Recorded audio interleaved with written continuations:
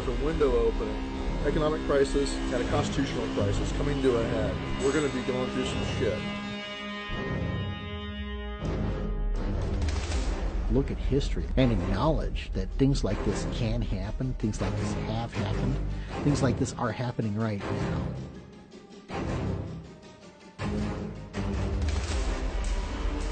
The Gray State is a part of this Orwellian nightmare that's being set up. Their vision for what's next is a global Fed and even more power. The potential complete collapse of America, of a global economy.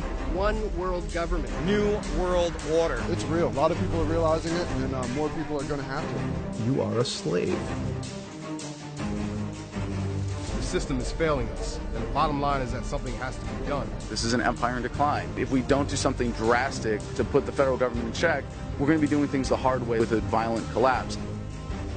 We are already beginning to fall to the Gray State. We're already halfway there.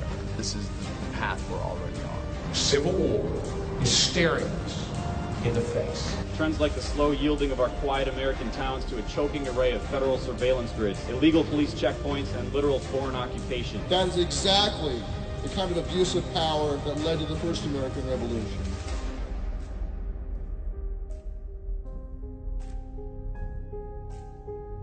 What is it that keeps it from happening in the United States? Is this the kind of world I want to live in?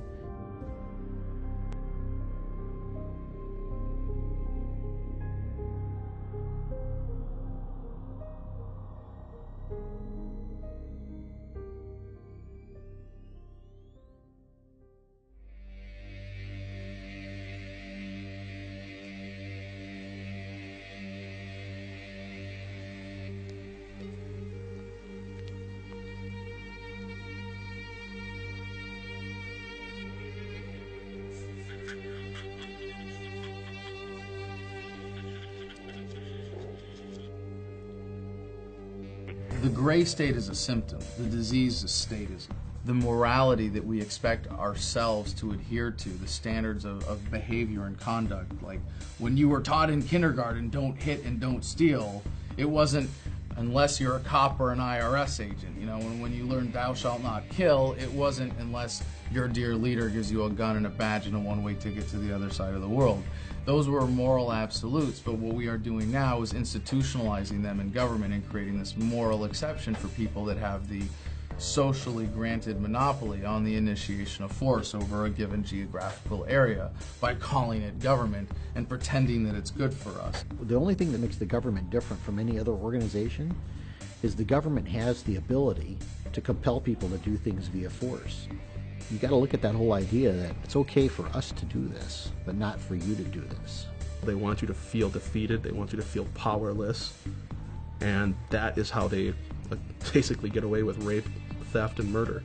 It's like massive Stockholm Syndrome. We see it every day. We see it in the news. We see it on headlines, but people still don't acknowledge it. We are already living in a world where government has become a detriment to human liberty by any measure. It's such an obvious level. We are already going into a scientifically designed Orwellian control system that is meant to use humans up like natural resources. The stripping of your rights, your liberties, your freedom, private property, even your free will. That is the Gray State. And yes, it is real, and yes, it is here.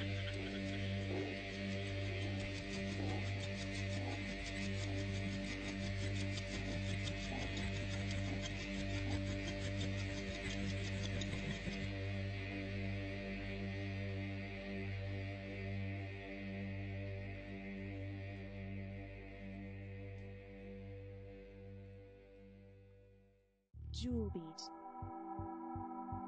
The free enterprise system is based off 5 features: economic freedom, incentives, competition, voluntary exchange, and private property. Basically, we believe as free market economists that people have a right to private property, that prices are driven from the market, people that are buying and selling goods and services. Whereas a socialist system doesn't have those features. Then you talk more about public property and what can the state control versus what can the individual control. If I buy something from you, it's because I value your product product more than my money, and you are going to value that money more than that product. And we both benefit. Anytime you introduce force into that equation in any form, you subtract from humanity's potential to reach that ideal of prosperity and progress. You can't force someone by law to buy something. Otherwise, voluntary exchange doesn't exist. You can see that with Obamacare, different mandates for consumers to purchase various goods and services. So that is a progression towards socialism. You're mandated to purchase certain items from the state. Individual people can do much better in bringing up an entire economic society by themselves and not being ordered to do certain things. Command economies, that sort of thing. That's why all command economies essentially fail. That's what they did in Europe. You couldn't keep the benefits of your own labor, your own hard work and sweat. It would be confiscated by some corporate entity that had control over the monetary system. We had a nation of producers. We had a nation of people who were free to innovate and create and then be allowed to reap the benefits of that creativity. If you invented the television set, the state's not going to come in and say, we're confiscating that from you for the public good. You were then allowed to market it. It generated wealth, savings of money. You had more and more local hardware stores competing against each other. When you have greater competition, you have reduction in prices. Obviously, the people who can provide the highest quality product, the lowest price, are going to win out. Those who cannot will fail. That's what a free market is. It's the freedom to succeed and fail. It's a simple fact of the superiority of using persuasion to get people to do what you want to do, as opposed to saying, well, I'm scared and I don't trust you and I'm going to just have someone with government put a gun to your head and do what I want you to do. When people give money to Bill Gates or Sam Walton, he's not taking it from them. They're getting something in return. They're getting a service. They're getting a product. There is an organization out there that does take the money from you, and that's the government. If you live in the United States and you work in the United States, you fall under our jurisdiction. Does that mean that everyone in North America is a slave to your company? I don't work for a company. You work for the IRS. Is everyone a slave to the IRS?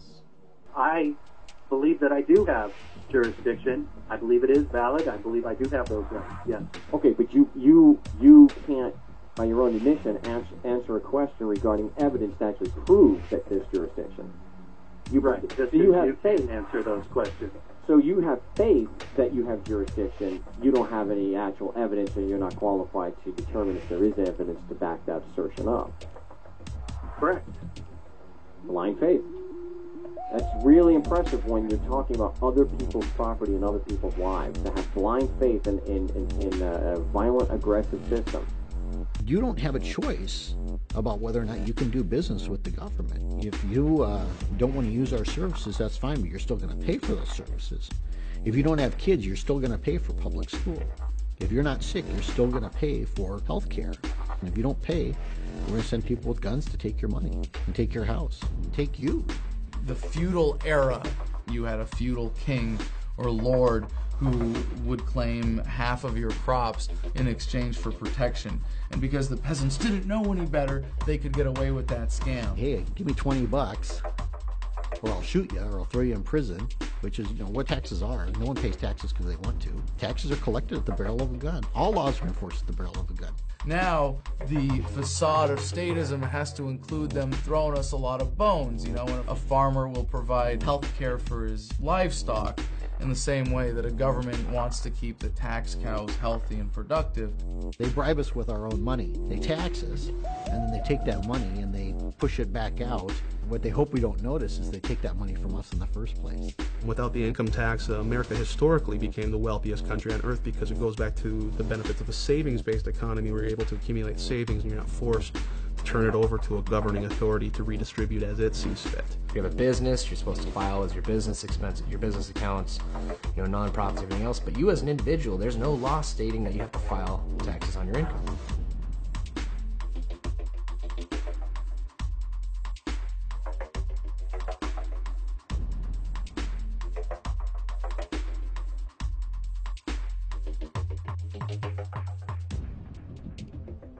Understand that your income tax is a farce. The 16th Amendment of the United States was never properly ratified by Congress. people today believe that taxation is absolutely necessary. Like Winston Churchill said, it's the penalty for living in a civil society. This is not true. We lived without an income tax. New Hampshire today still exists without the income tax, and they're thriving. They're doing fine. You think it's moral to force people to follow your rules, and you think that's moral. You think it's moral to force people to do what you want and to pay you. And we don't believe it's moral to force people under threat to I disagree with the word force. Yeah, I disagree with the word force, but I think it's moral that you should have to pay your taxes, absolutely. So it's moral to force people to pay for services they may or may not want. Yes, it is moral to pay for things that you may or may not want. So by doing things voluntarily and not using aggressive force and asking questions, that to you is immoral. But the opposite of being involuntary, using aggressive force and not questioning, that's moral to you. One reason why the income tax is so detrimental, it's based on the assumption that the government owns everything, and they allow us to keep a certain percentage under their conditions. Which proves the point that even a 1% income tax is morally wrong because it sows the seeds of destruction.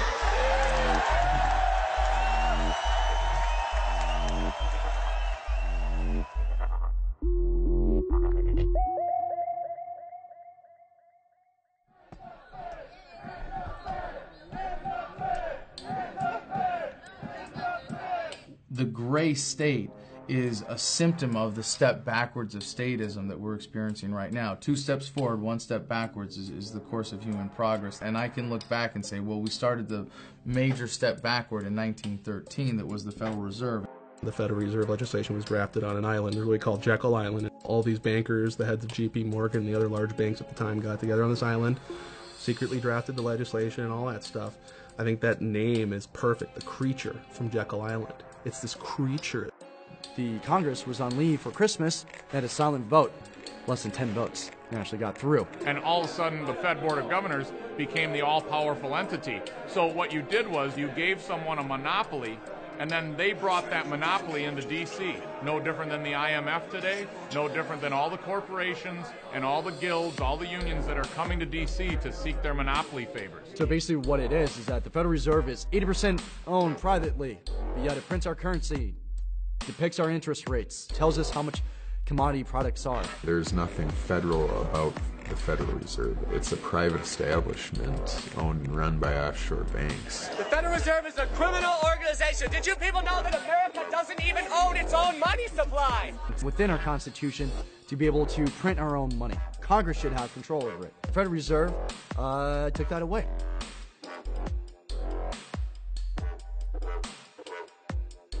This private central authority is going to loan money to your government at interest, so they make money off that debt. And then the federal government pays them back plus interest via taxation. And basically it prints false money, money out of thin air. I look at it as the age-old struggle of the Philosopher's Stone, where we used to try and find a way back in the old days to create gold, which was money and always has been money, out of lead, and they never could figure out a way to do it. So that's sort of like the rapture occurred when they realized we can substitute gold with paper money, which we can create infinitely at a very low cost. When they want to spend more than they make off the revenue from the people, that's where they borrow money from the Federal Reserve. Basically, open a credit card. So this debt is only valid so far as our public is able to cover that debt based upon our level of income taxes. Federal income taxes does one thing, and that's it. When you pay taxes on your income, that goes directly to the Federal Reserve to pay interest on the debt that they create. Anybody not understand that? Anything they cannot pay for via taxation, they turn on the printing presses. At this point, it's analogous to a Mickey Mantle rookie baseball card. You give some governing authority the right to create photocopies of this, pass them off, it's the same thing. What's going to happen to the existing value of all other Mickey Mantle signed rookie cards in good condition? Well, they used to be rare, so they had value. Now they eliminated demand. They took us off the gold standard. They took us off the oil standard. Oil is now traded in euros and other currencies, so there's not as much incentive to invest in the United States. And now they're increasing the supply. So you have declining demand, and you have greater supply.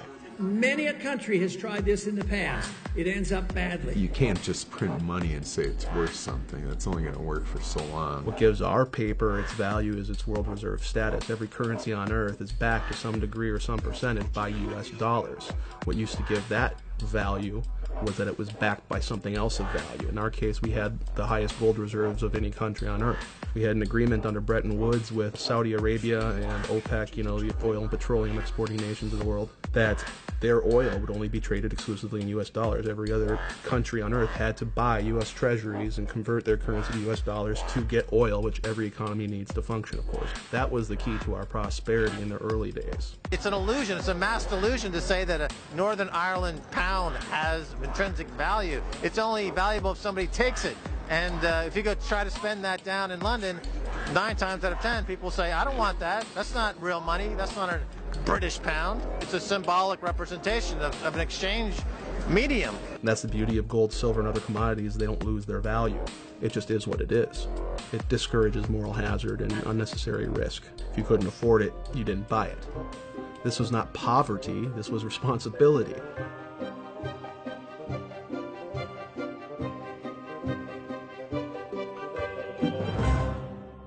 So they're funneling all this money that otherwise didn't exist. They're creating it literally out of thin air, loaning it to the banks, and they loan it at interest. You go to a bank, you get a loan, they basically transfer that money out of thin air into your account, and it's a debt. But it came out of nowhere, so technically that's fraud.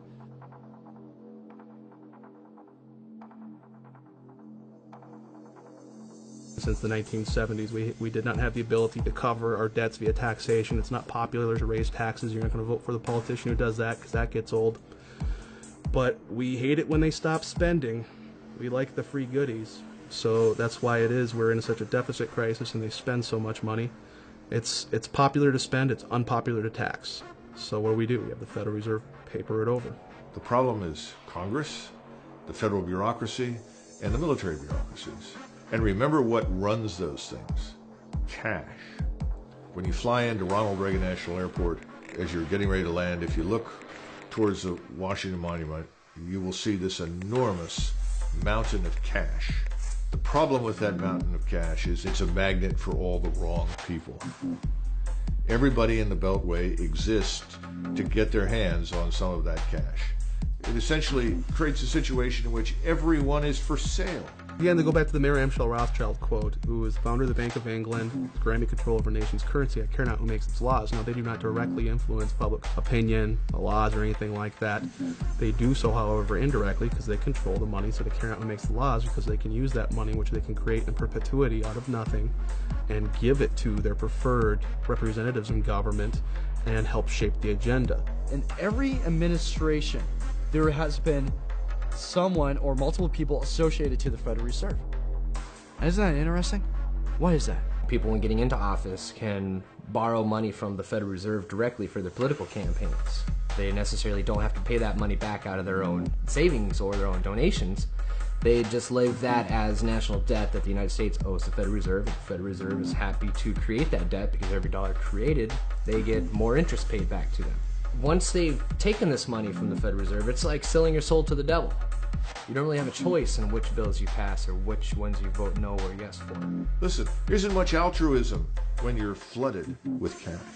That is one very insidious way that the Federal Reserve impacts public policy. And they use, again, these various roundtable groups as a conduit to accomplish this indirectly. So it doesn't look like the Federal Reserve doing it. But that's ultimately what happens. How long have they been trying to do this? Forever. Bankers are like that. Yeah, if you let them do it. What you need is gutsy presidents, gutsy Congress people to prevent it. Obama's entire cabinet stems from the Federal Reserve. If you don't believe me, look it up. It's a win-win situation for government to spend. It's something that government's never going to be held accountable for. It's a way of free money for them.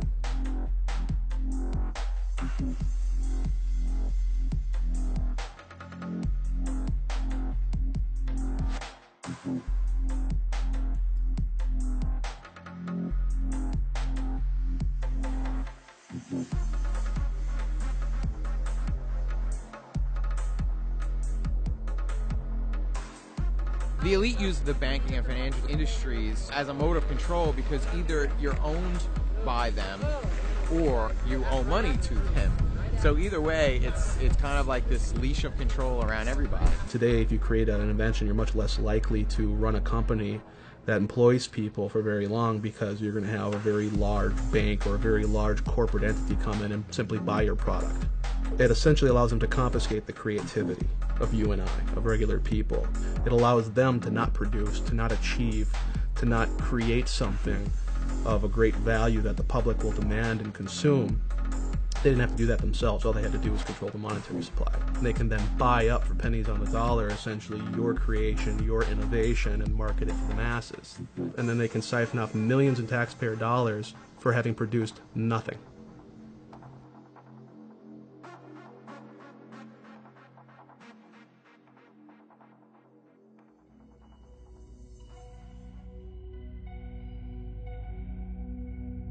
As humans, we're designed to worry about the next tribe coming over and attacking our clan.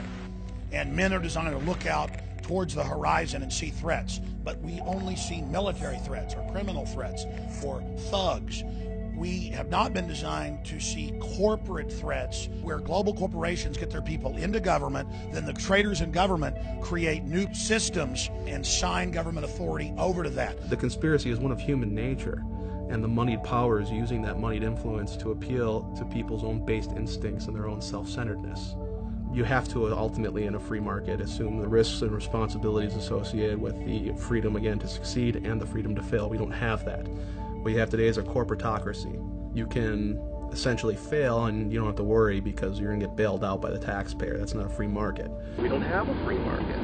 We have intertwined corporate interests, right? We have the hydra of these corporations that are addicted to cheap money, free credit, created by a privately owned corporation that monopolizes the creation of money. So the Federal Reserve is going to create Mickey Mantle baseball cards, ad nauseum, and infinitum. They're going to just print them out to cover all these bad debts that went wrong when Goldman Sachs, Federal Reserve shareholder, decided to sell a whole bunch of these securitized mortgages thanks to the repeal of Glass-Steagall to foreign investors all over the world.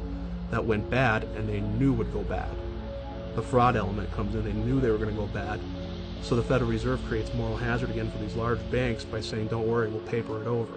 We're in the midst of a serious financial crisis, and the federal government is responding with decisive action. Over 700 points. Apple shares are just getting hammered. We're down by between 3 and 4.5%. A national rescue plan. $85 billion deal. The worst economic crisis facing the United States. There are going to be ominous consequences. We're in the last days of this country surviving. Supply urgently needed money so banks and other financial institutions can avoid collapse and resume lending. We bailed out the guys that created this mess. And those are the last people that should be bailed out. These people should be granted a free pass. Not passing a bill now would cost these Americans much more later. There would have been a depression for the rich people. They would have gone bankrupt, and instead, they got the bailouts and we got the bankruptcy.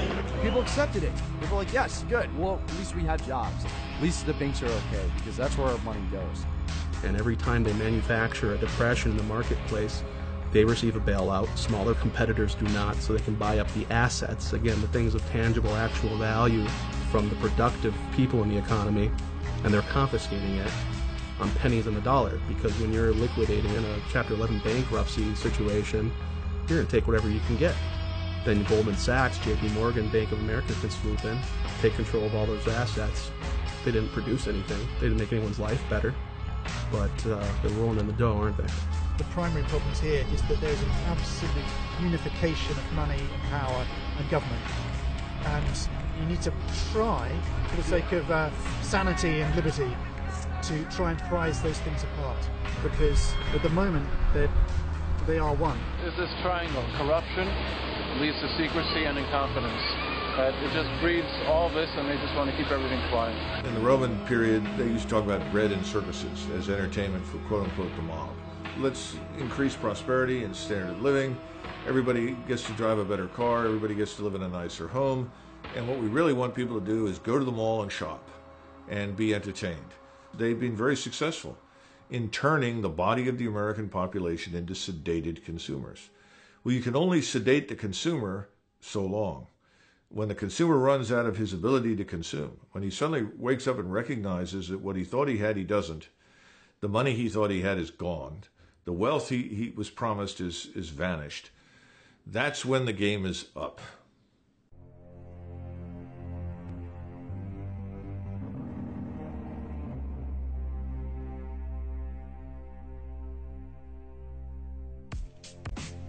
Today, inside Washington, the mainstream mentality is that you and I and the rest of us that are talking in these terms are out of touch with reality. They cannot begin to comprehend what you and I are discussing today, and I think that's very important for your viewers to understand. Our banking system is a safe and a sound one. Our deficit problems are completely manageable. Everything will be fine. We'll pass some reforms, some new legislation. We'll make it all right. Part of the scam of government by printing money, by borrowing money. We don't have to tax people directly. We can commit intergenerational child abuse and pass that bill off to the people who are unborn, who, when born into America, have a $45,000 stone around their neck as their share of just the federal debt in its most conservatively estimated forms. People keep throwing around these numbers that were 15 trillion in debt, 16, 17. Those are all old numbers. It came out in Bloomberg Financial and other news outlets that under Obama's administration, in the first 2 years, over 23.7 trillion is missing. And those are old numbers, and that's on top of all the missing trillion from Bush.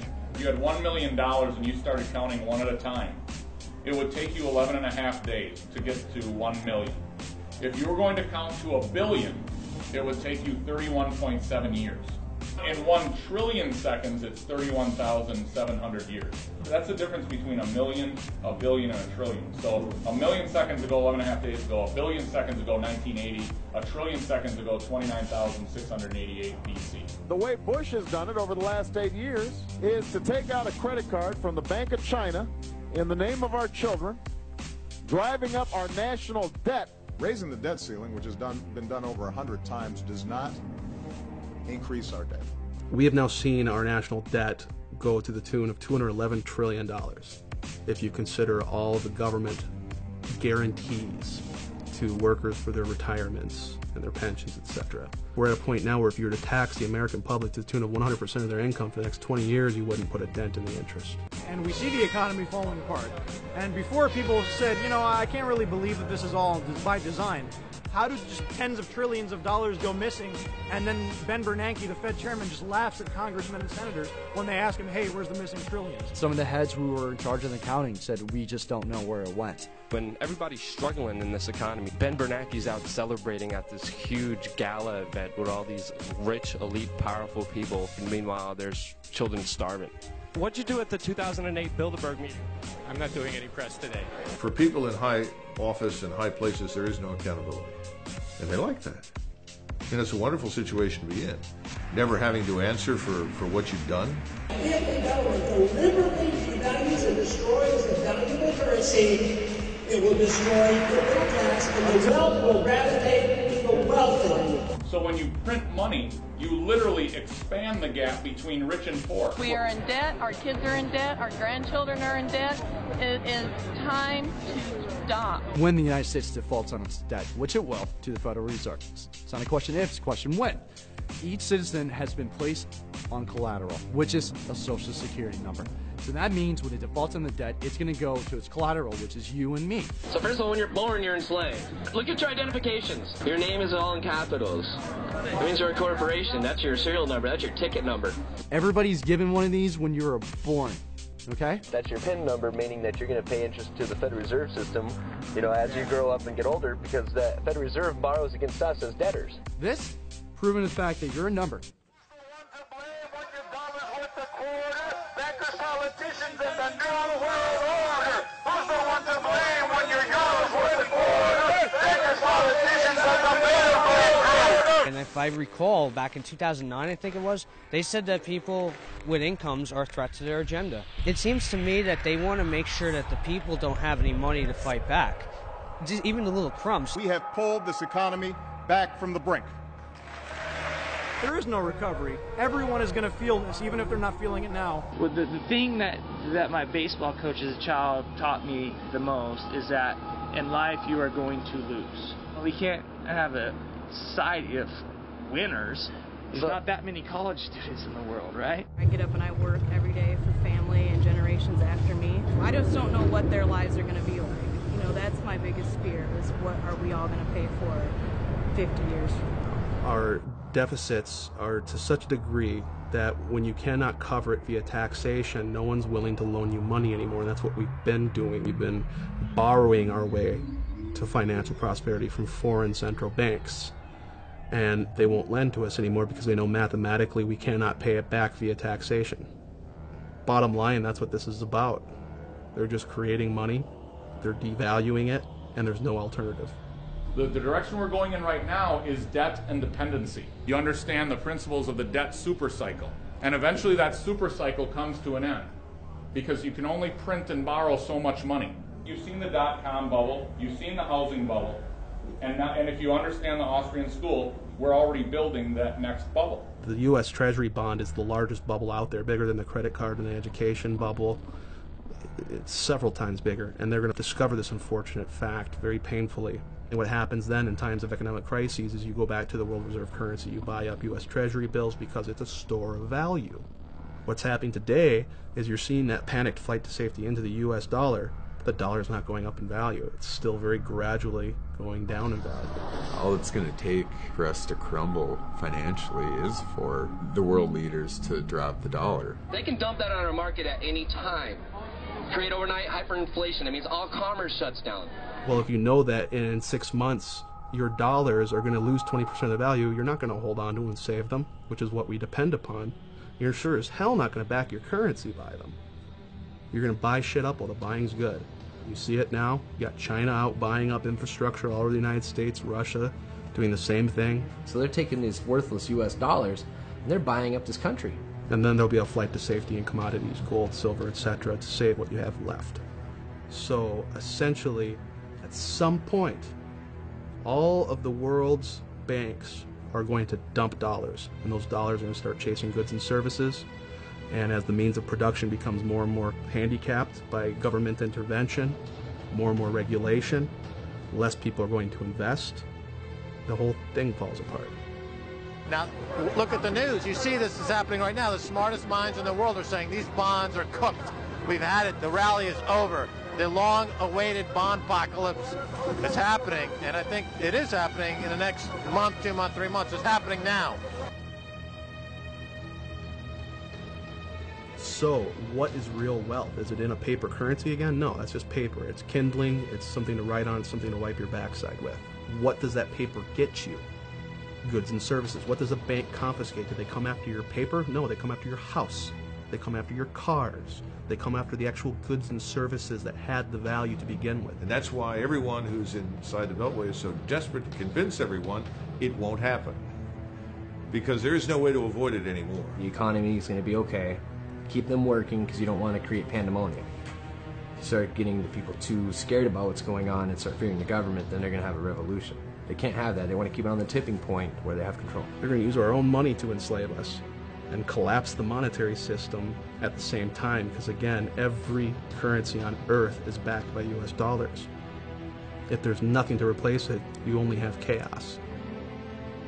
In June of 1929, Mr. Mellon, who was the Secretary of the Treasury, told the American people that they lived in an era of unbroken prosperity, that they had nothing to fear. At the same time, he was liquidating all of his investments in the market. He was putting everything into cash and gold. He wasn't alone. Mr. Geithner recently made the statement that our banks are solvent, that there is no issue, we have nothing to be concerned about. Nothing could be further from the truth.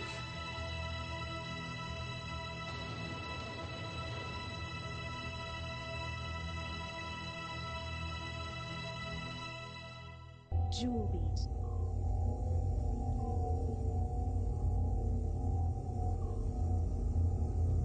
Jewelbeat.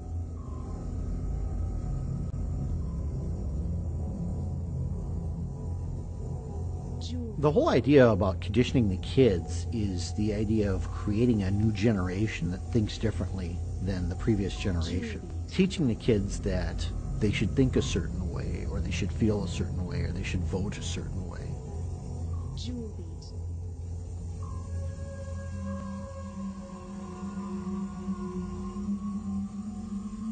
In the late 1800s, you have the emergence of psychology, the study of psychology, how people think and how people can specifically be manipulated.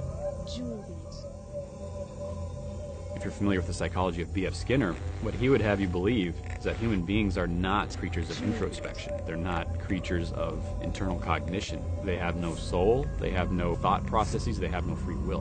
What they are animals to be trained. So you have Skinner's operant conditioning chamber, or the Skinner box, where he trains mice to perform for him based on a system of punishment and reward. Essentially what it does is it bypasses brain function and goes straight to an animal training method. You create a problem, offer a solution that drives them toward a pre-designed response. This is called the Hegelian dialectic. The Hegelian dialectic is a formula and a strategy for creating a problem to then offer a solution that you have to the very problem that you've created to get the outcome that you desire, that you wouldn't have been able to get if you didn't create the problem in the first place.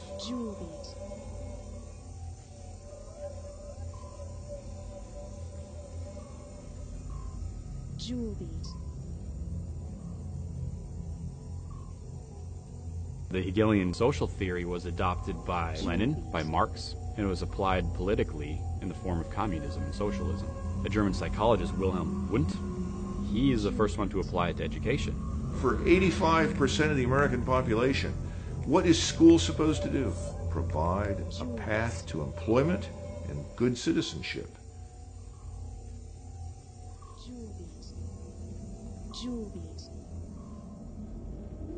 I'm not going to go into a lot of great depth and detail in the Council of Foreign Relations, but you're looking at an organization essentially set up by Rockefeller and other central bankers, people who are responsible for the creation of the Federal Reserve, to debate education policy in the United States. It used to be that education was run by the states. Today you have funding and financing taking place with the federal government, whereby if public schooling systems don't do what they want, they get their funding cut. The Reese Foundation, the Ford Foundation, the Carnegie Foundation, and the Rockefeller Foundation, all these major foundations that can actually give American taxpayer subsidized grants to individuals who do things according to their criteria. A tax credit is when you get to keep your money because of some reason. A subsidy is when I, the government, actually collect that money, and then I turn around and pick a certain behavior that I want, and then I subsidize that. This was revealed in the book Lines of Credit, Ropes of Bondage, in which H.R. Gaither of the Ford Foundation revealed to Norman Dodd of the Reese Foundation that they were taking their directives from the White House.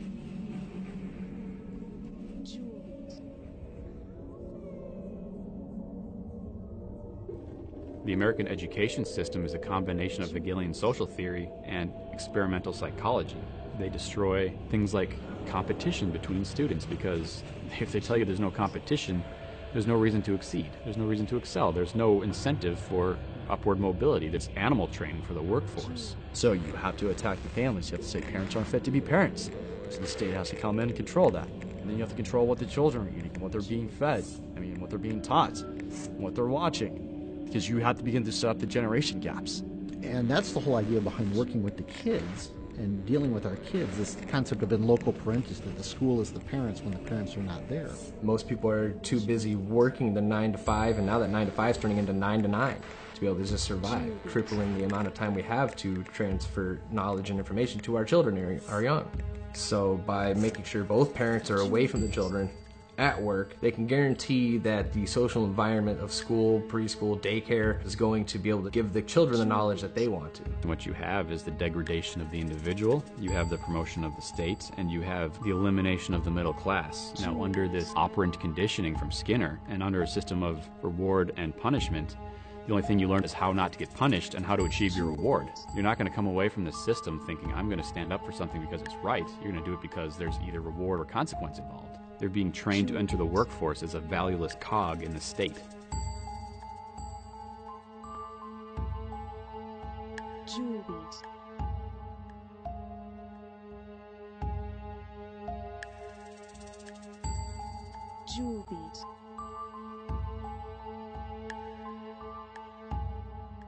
I'm a product of the public school system, and nobody ever taught me anything.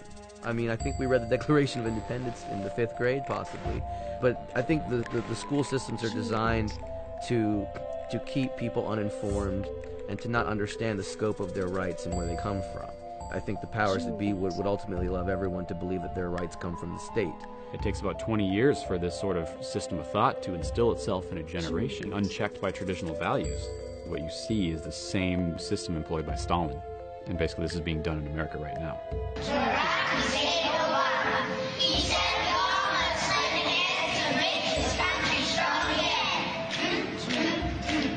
We're developing them to not question authority. We're developing them to be entitled, that the government will take care of them from cradle to grave. These efforts have been pretty successful. No one questions their shackles if they're born into them. Jewel beat. Jewel beat.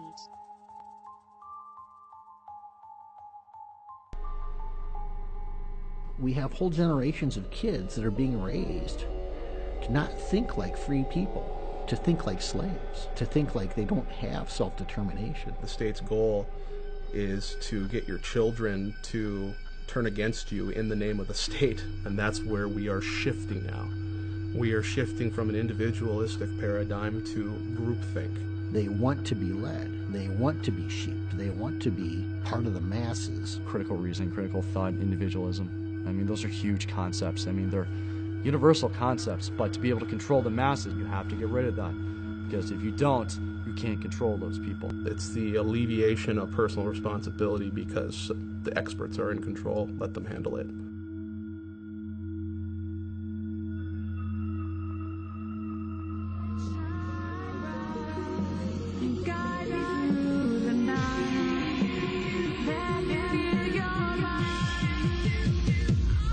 Hello, New York!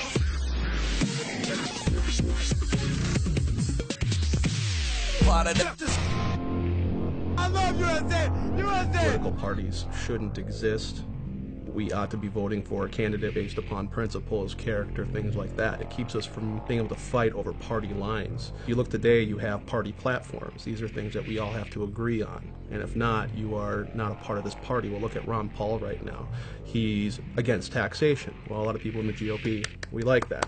But he's against the wars. Well, you must be one of those Democrats then. The old saying, divide and conquer. So they try to just divide people into two different groups so that you can't unify. It's easier to manage a population when you have two primary belief systems. You're either A or you're B. These people are conditioned to think a certain way and support a certain team. You know, they pick their winning team, whether it's Democrat or Republican, and then that's their guy. And it doesn't matter what that person votes for. As long as their guy wins, they put their pennon up, whether it's got a donkey or an elephant on it, and they wave it, and they say, my guy won. Things are going to be different. It's so much easier to lie to the masses when the masses aren't involved. There's no better way to discourage the masses from getting involved than by creating convoluted, controlled dialogue based upon party platforms versus individual principle. They'll say out of one corner of their mouth that they want you to vote, they want you to participate, and then we notice statistically that there's less participation today than there ever has been. And that's exactly the way they want it. It's all theater. It's just political theater. You go from rule based on constitutional law to rule based on a cult of personality. Well, he might be wrong, but he's my president, so I'm going to stand with him. That's a very dangerous mode of thinking. Do you support freedom and the American Constitution, or do you support this person? We've all seen where that led in Cambodia and Russia and Germany.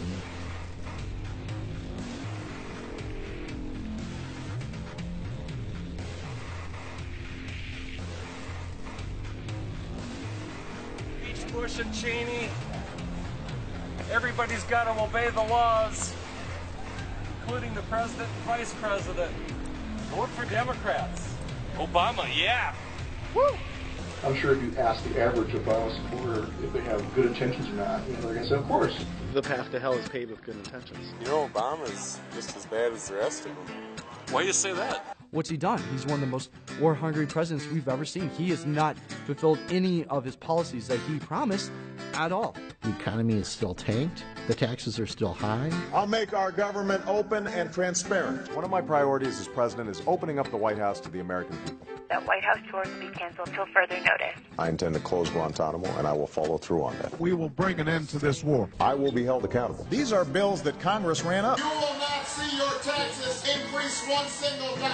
Cut the deficit we inherited by half. If I don't have this done in 3 years, then there's going to be a one-term proposition. If you had a spouse who broke their promise 95% of the time, you'd get a divorce. This is all fact, but people still support him. Obama's name is in the Bible. I prayed and I believe that God picked the right president. $10, anything your The Obamanoids. You're going to have 20 to 25% of the American public who will always support Obama no matter what he does because their own ego is on the line and they won't admit it. Actually, those are not facts. What you just stated, those wasn't facts. Everybody's happy to re-elect President Obama. Yeah! What's your favorite thing about President Obama? I could list a million different reasons. It's truthful. He's for public education, and he wants to restore it back to where it belongs. Yes, everybody in Cleveland, low minority, got Obama phone. Keep Obama in president, you know. He gave us a phone. Healthcare. Healthcare, yeah. Healthcare. His public speaking skills are immaculate. Yeah. He's so smart, he was funny, he was captivating.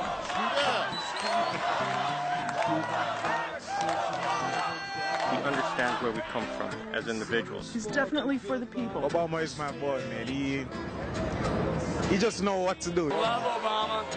Let's go. Time to party. Let's go. I can give you 100 reasons. Give me three. Three main reasons. First of all, Obama is ensuring that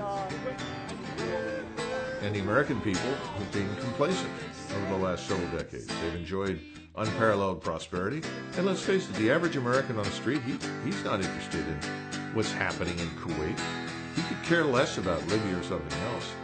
And so if you tell him, well, listen, we're bombing for democracy, goodness, freedom, human rights, so he said, okay, it doesn't affect him. He doesn't have to go. Children don't have to go. There doesn't appear to be any risk to him. Now that's changing. He's done everything Bush did, but more. Oh, I don't agree with that. Well, he had to continue what was started. You can't just say, okay, we're done. Well, sure, he didn't end the wars, but there are wars now, so we're in support of it. And, oh, well, sure, he hasn't completely pulled out of Iraq, but at least he's reducing the number of troops there. Oh, so it's diet tyranny. It's tyranny light now. There's a lot of other reasons why I'm going to vote for Obama, and hearing that stuff honestly doesn't change it. for the greater good, most of the policies he's put in place, I agree with. And he's challenging the status quo. Well, he is the status quo. Obama's going to take us forward. The president and the first lady are kind of like the mom and the dad of the country. And when your dad says something, you listen. I pledge to be a servant to our president and all mankind.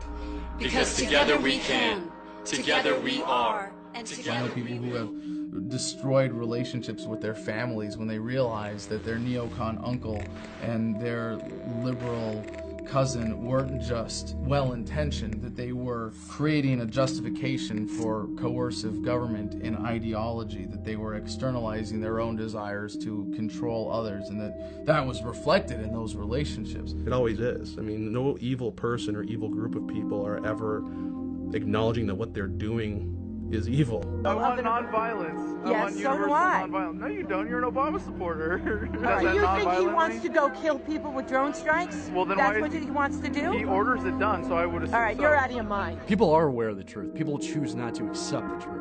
There's a difference with this. People who are completely unaware of the truth, those are becoming few. It's self-deception. How can you be honest in a political debate or any other contest if you're deceiving yourself first? The people who will, just do what the party wants and do what they're told and vote the way they're told, and they just keep voting for the machine.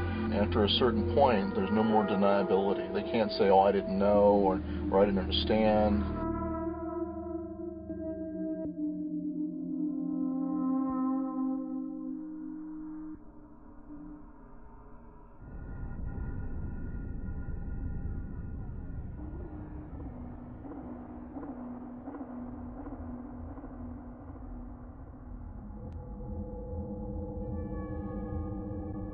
Americans accept propaganda from their government that if it came from the Soviet Union, they would have laughed at it. But it comes from the Pentagon, and they get down and worship. They go around looking for ways to defend the propaganda.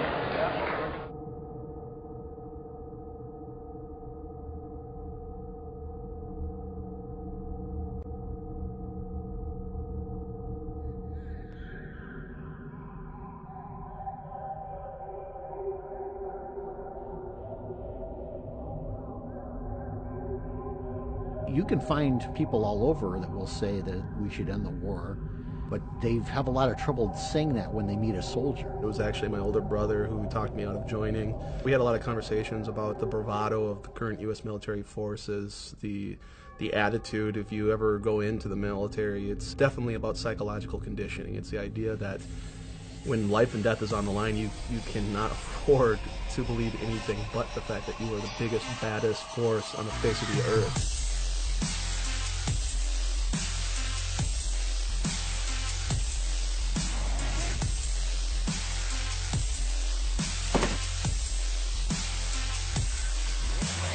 It's like they say, you know, yea, I walk through the valley of the shadow of death, I shall fear no evil, because I'm the meanest motherfucker in the valley.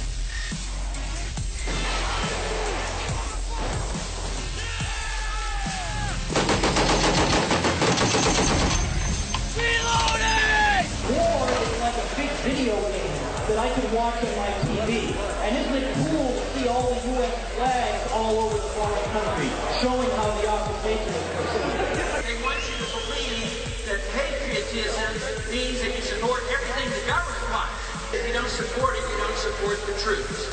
Another day, man. Another day.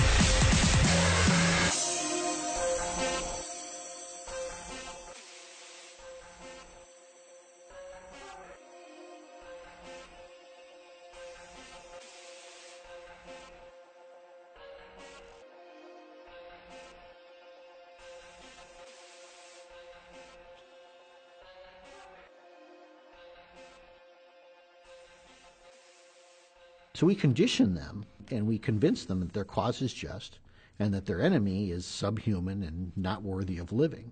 And the American people honestly play a role in that. They come back, and the reception they receive is just astounding.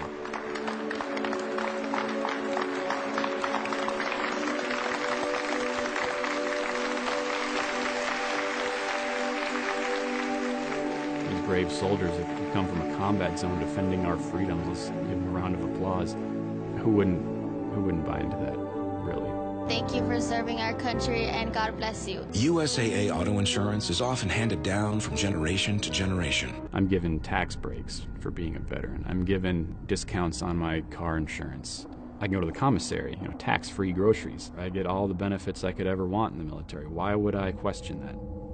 We have soldiers who are coming home, they look at all this, and they say, well, it seems like that was wrong, but how could I admit that that was wrong because I was a part of it? You'll never know what we go through for your freedoms, but at no point does anyone question how are they defending our freedoms by invading a foreign country. Well, you didn't serve, you don't know. Well, then what happens when a guy like Jesse Ventura, who not only served, but served in the SEALs, he comes out and he speaks and he says the same thing. Oh, he served, but... There is no but. He served. He knows. He's been there. I was over in the Persian Gulf getting ready to liberate Kuwait, which is a kingdom, a dictatorship. And here I am liberating their oil assets from Iraq. I thought I was doing the right thing, too. And it's really hard to look back on that and say, hey, you know, that military conflict that I was in, that my friends died in, that I got shot at in, I have nightmares about, I guess that really should have never happened. And unfortunately, the media has worked tirelessly to ensure that this truth doesn't reach the American people.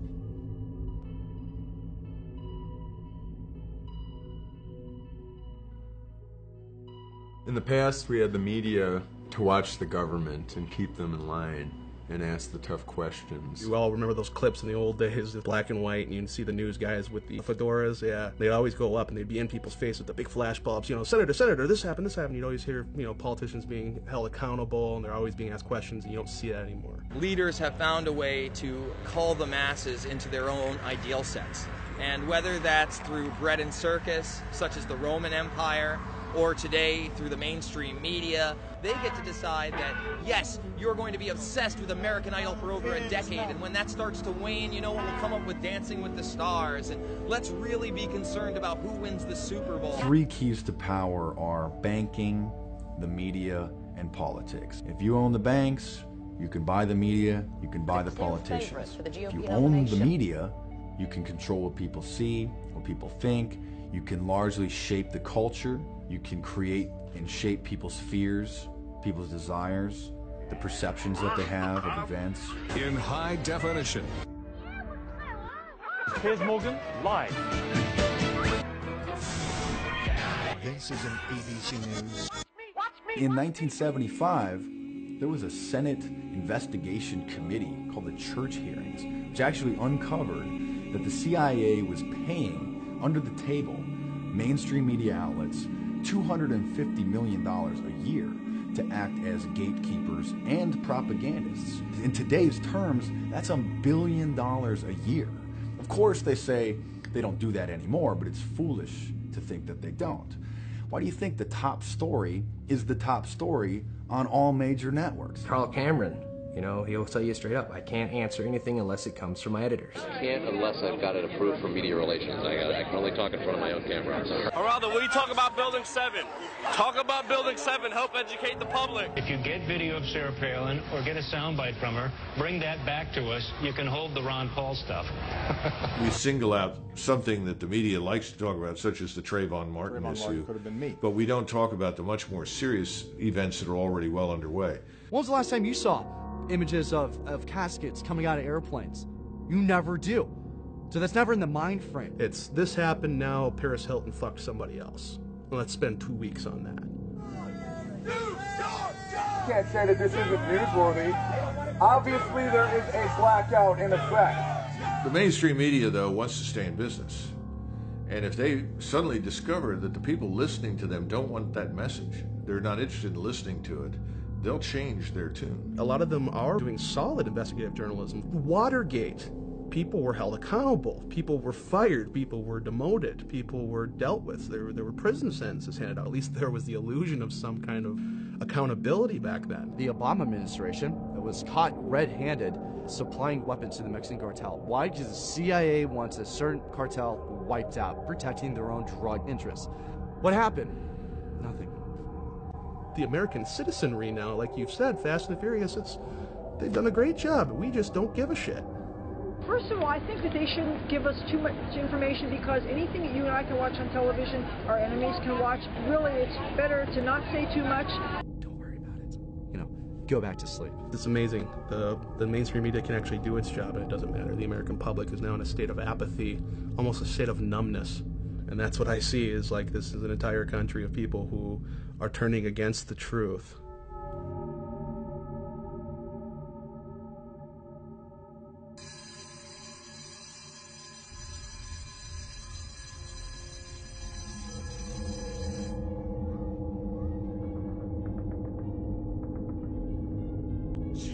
Drugs in the desk right next to the textbook. Run tests and then test what let's look. Look at this, these heads in the mess, but I got this diploma. But what are we developing the kids to do? We're developing them to not question authority. We're developing them to be entitled, that the government will take care of them from cradle to grave. You don't have parental rights anymore. Not just it takes a village to raise the child, but the village is now raising your child.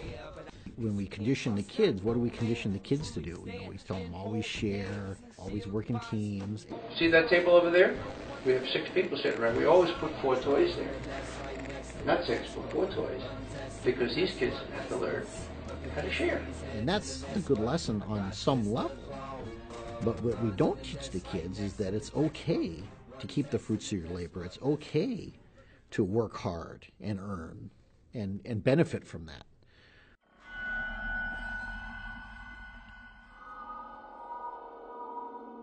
Jewelbeat.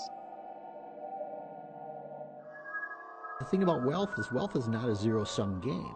There is wealth out there for everybody. All you have to do is be willing to work hard and earn it. The prevailing attitude in America today is almost that you should be ashamed to be successful. You should be ashamed to be rich.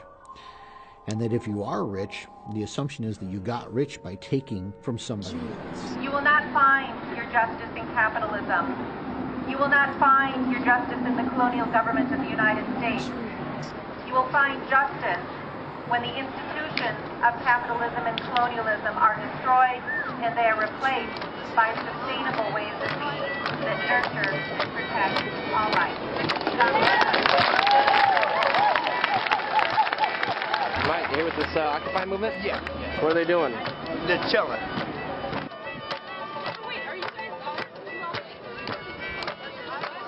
Capitalism is people with a lot of capital want to make profit. I don't have to look it up. I know it. The rich, they keep getting richer. The poor man, he stays poor. The rich man,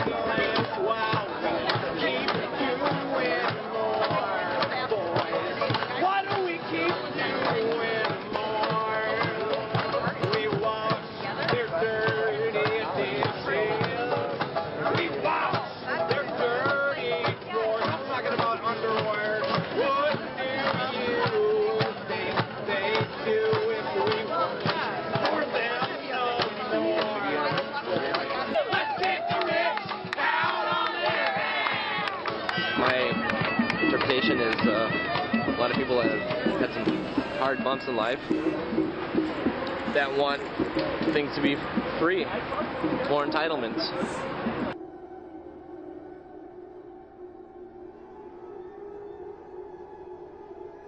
What people are calling for in Occupy Wall Street is like, well, goddamn it, government, you need to do something. This is why we're losing all of our rights to too many people that are being dependent upon the system. We want to get all the free stuff. Where is my free stuff at? Nobody wants to hear this, do they? Getting my school loans paid for, getting my rent paid for, my food paid for. It needs to be what we can do for ourselves. I will put this damn mic down once you all turn our country into a socialist society and take away my right to speak. Choose to be complacent or ignorant, and that's fine. That's your right, too. This is how you disperse a protest movement. We have to ask a couple basic questions. The first basic question, what should the role of government be? Should the role of government be there to run the entitlement system? Should we believe this story that entitlements are rights? Yes, there's always an appetite for big government. There's always this temptation of getting something for free. And there's always the motivation, well, we'll help the poor people. You want to give free food, free medical care, free education, free houses, and everything will be okay. The lie at the core of collectivism is that it is all for the good of the collective. Once they get you to swallow that lie, any other lie they tell in service of that is not a lie. Orwell nailed it, freedom is slavery. And a lot of the people out there in activism are embracing big government. They think that big government should be used for our benefit, that they can use it for our benefit. And the argument being, again, that you can't. That kind of control central power. It's too much control for any one group. Entitlement means the government's going to give you something for free. But where does the government get it? They've never produced a thing. The only thing the government can do is steal it from productive individuals. You don't have a right to your neighbor's wealth. You can't go in and steal from your neighbor, but you shouldn't have the right to send a politician or a congressman to go into your neighbor's house and take what they have because you want it. They're saying that if you have more personal wealth than we think is necessary, then we're going to take some of that from you and we're going to give it to people that don't have any personal wealth. I'm a warrior for the middle class. I mean, I do think at a certain point you've made enough money.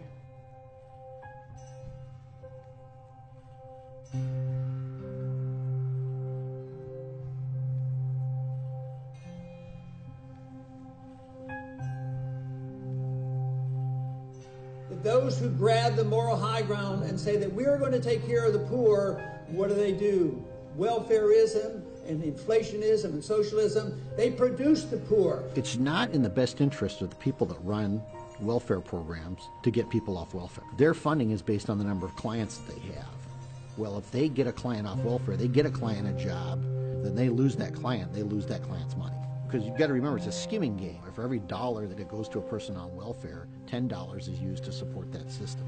All these entitlement programs, they'll go on forever if you let them, because they will encourage people to become entitled. Well, I can work for minimum wage, or I can just quit my job and go on welfare if I have kids.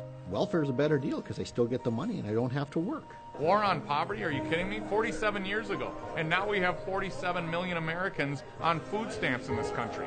So for 47 years we fought this war, bankrupted ourselves, and now what? We have cultivated this large underclass that has made itself dependent upon government, and government has encouraged that. The ruling elite love to create a nanny state because then you'll go along with their plan.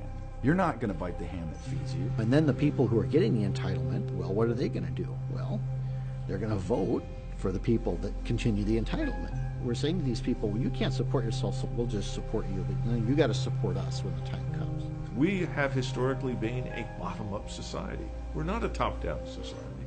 You can't make someone equal economically to someone else by giving them something. Are you going to hear Mr. Obama talk in those terms? No, Mr. Obama says everyone gets everything for nothing in perpetuity. Don't worry, we'll print money. Don't worry, we'll do whatever is required. You can all be permanently dependent upon us, and that's a good thing. Honestly, it's almost like slavery. There's no personal freedom without economic freedom.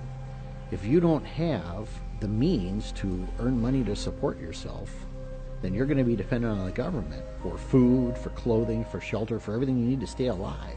Because after all, look up the definition in the dictionary of slavery. It's ultimately boiled down to one word: dependence. If you are dependent upon anything other than yourself to provide for yourself, you are a slave. I won't have to worry about putting gas in my car. I won't have to worry about paying my mortgage. You know, if I help him, he's going to help me. The idea of self-reliance is gone. The idea of independence and individual freedom, the respect for private property, all of these things is gone. No. We can confiscate wealth from people that create it and give it to those who have none, and that will fix things. We've transferred $16 trillion in wealth since 1965 to the so-called underclass. The only thing the underclass has done is get bigger. They want that cradle-to-grave care from the government, and they want the government to use force and violence against people who are opposed to it. Well, I obviously believe that my ideas are persuasive enough and beneficial enough to society that people should subscribe to them, but frankly, some people don't, and yes. And at the end of the day, you'll use force against those people. I believe that it's the role of the government to use force. So you won't do it yourself, you'll hire someone else to do it, basically. That's what a government is. The reasons people do violence, if you look at the psychological underpinning, it's fear, insecurity, and the desire to survive. So we turn to violence when we're not secure in those things, when we're not secure in our own sense of selves and our own ability to thrive. That's why government propaganda is always fear-based. It's difficult for me to think that if we lose our economic freedoms, we become dependent on the government for our basic needs. The next step is we lose our personal freedoms, because then starvation becomes a weapon. Now, if the food stops, if the free services stop, and I think that could easily happen, because I think this whole giant federal edifice could go under, then you're going to have problems in many of these urban areas. In fact, we've already got them in the form of these flash mobs. We see gang members who are committing welfare fraud, and they are killing middle-class people who work for a living and pay taxes. So these folks, they're not going to support this welfare state, but the people who do support the welfare state, well, they're going to go and kill their political opponents. We're already seeing this violence. This has already begun. It's just not covered in the media. We don't talk about it. We had an example, a beautiful example of minimal power in our government, and then we had maximum productivity and maximum wealth. But today we think too much of the wealth and believe that government provides this, rather than understanding that wealth and prosperity comes from freedom and productivity and not from the government. When we had a freer market and sounder money and limited government, the middle class in this country was the largest middle class in the history of the world, and it was the wealthiest middle class in the world. Madison said it very well. The purpose of government is to protect the unequal distribution of wealth. Mr. Obama wants to destroy that unequal distribution forcibly. Personal responsibility, self-sufficiency, independence, all these things. You can't have that without recognized individualism. Individualism is now being demonized. You're selfish if you're an individual. You need to be thinking about the whole, the needs of the whole. Well, of course we do. We all do. And we discussed 250 plus years ago that the best way to go about this is by securing individual rights. But you can use the needs of the whole as justification for all manner of tyranny. If you're looking for a leader, you're going to get a master, and you fucking deserve one. The most ancient divide in politics remains to this day the fundamental divide.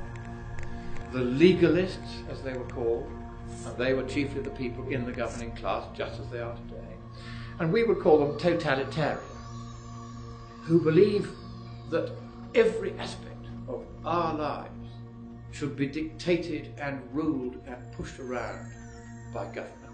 Instead of a political continuum being a line from left to right, it was really a circle. And that all political systems had to be judged by the amount of bodies that they stacked up.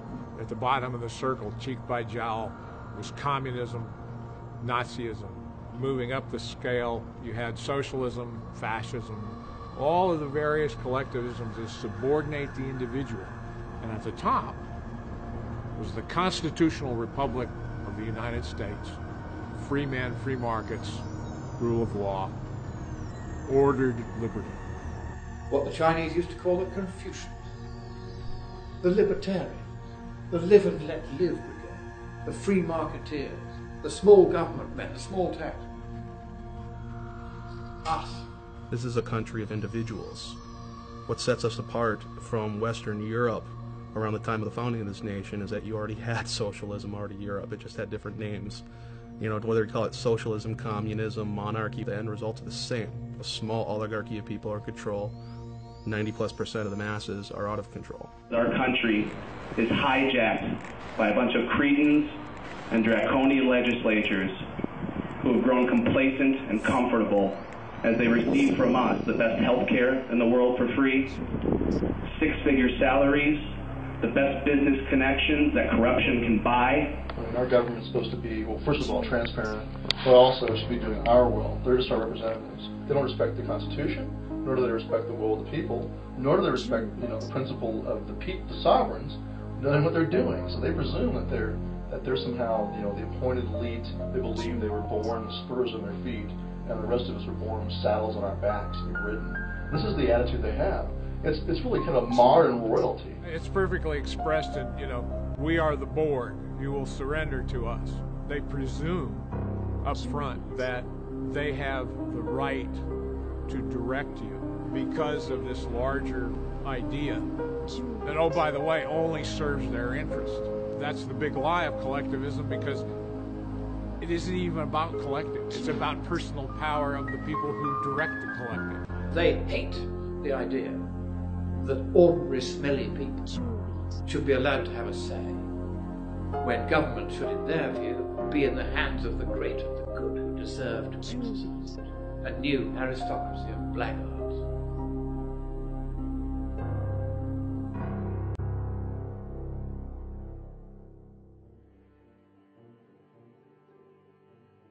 We talk about the conditioning of our kids and the conditioning of our military and our police, and we talk about the political conditioning that people are undergoing. What we're really talking about is a social movement, and what we're talking about is changing the way people think in terms of what it means to be free and what it means to be a person. The Declaration of Independence said, we hold these truths to be self-evident. What the Founding Fathers were saying there was, this is obviously the way it is. There's no question that all men are created equal and they are endowed by their Creator with certain unalienable rights. What they're saying there is that, plain and simple, by the nature of being a human being, you simply are allowed to be free, to have life, liberty, and the pursuit of happiness. That might be one of the reasons the Constitution's not taught in our public schools, because if we raise up a new generation of individuals, they might realize that this whole system of government is unconstitutional. We shouldn't have it. This document is the only thing that's going to save us, and if Barack Obama refuses to follow it, as he has demonstrated time and time again, nothing's going to change, folks. If you get enough generations that come up under this system, and they just keep injecting more and more and more of the tired old world saga of collectivism into the minds of the youth, then this is where you end up. Capitalism, people prosper. Socialism, people die. Millions. No. You know, lady, I was born in USSR. I lived there for 29 years. Really? Millions of people dead, and this is one of the mass murderers. Murdering people left and right. Really? You don't think so? You're an exile. Really? You're one of the rich people they threw out of the country because you were robbing the people. Everybody was equal. That's true. Everybody was equally miserable and poor. If you live under a dictatorship, a communistic dictatorship, of course you're not going to love it. You know, nobody loves it. They didn't let people leave. Right, yeah. They killed people. They literally shot and killed people who try to leave Poland. They used to give you cards, like stamps, like food stamps.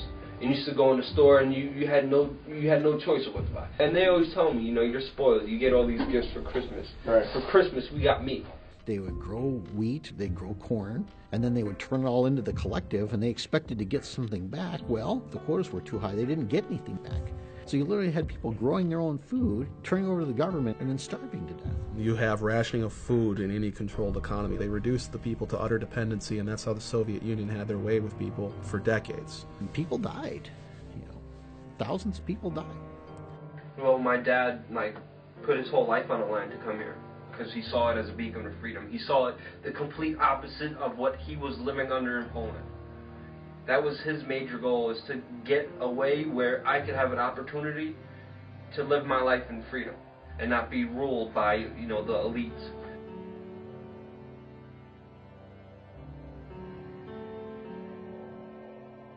I grew disaffected from communism, first because of the revelations of the killing fields in Southeast Asia. I had cheered when Vietnam and Cambodia and Laos fell. Then the revelations started coming out about massacres of innocents. This is evil. This is evil as the Nazis.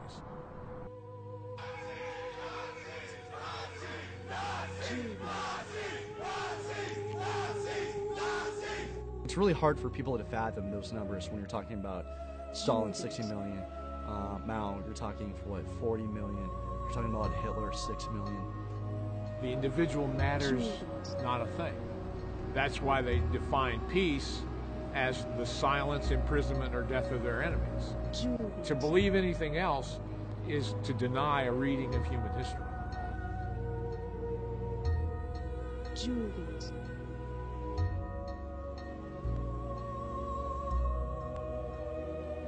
After the revolution, all these guys who helped the revolution wound up being victims of Stalin, and because they had torn down any protections of the individual, they were gone. So if you're a hard right-winger, if you're a hard left-winger, if you've participated in the Hegelian dialectic, you've served your purpose. You're what they call the useful idiot. They don't care about you once you have fulfilled your role for them. The government doesn't quite frankly care if the terrorists attack, like embassies or servicemen, okay? That's part of the job. That's what they signed up for, is to take risks. The soldiers are, for all intents and purposes, U.S. government property, and that's where the term GI comes from. GI stands for government issue. And when Henry Kissinger said military men are like dumb, stupid animals to be used as pawns in our foreign policy, that kind of summed it up. What difference at this point does it make? I think of the story of the early days of World War I on Christmas Eve, when they took a pause and the Germans and the British started singing Christmas carols, and they finally got together and exchanged gifts and had a Christmas tree. And then in a day or two later, the hard might of the government comes in and says, you will not have peace. You must go back to shooting and killing each other again. Dwight Eisenhower, in his farewell address from the presidency, said that we should beware of the military-industrial complex. It is fully metastasized today into a cancer on our society that takes the best and brightest and the most nobly intent who would put their lives on the line to defend fellow Americans and puts them into these bullshit wars that have nothing to do with national defense. And we've paid a terrible price for it. What, 1.4 trillion is a minimum? That doesn't even begin to address the massive consequences and the damage we've done to ourselves. It doesn't talk about the enormous losses we've inflicted on the people in the region, because remember, no one cares how many people we've killed or maimed or wounded. We've lost close to 9,000 Americans in this period of time, 44,000 severe injuries. We have hundreds of thousands of veterans today begging and pleading for help. They say Osama bin Laden killed, thousands of people on 9/11, and he has paid for that. He's dead. His organization is scattered to the four winds, but we're still in Afghanistan. First, it was links to weapons of mass destruction, and then links to Al-Qaeda, and he helped fund the terrorists of 9/11. So that's justifying killing a million civilians to where parts of Iraq you can't even live in?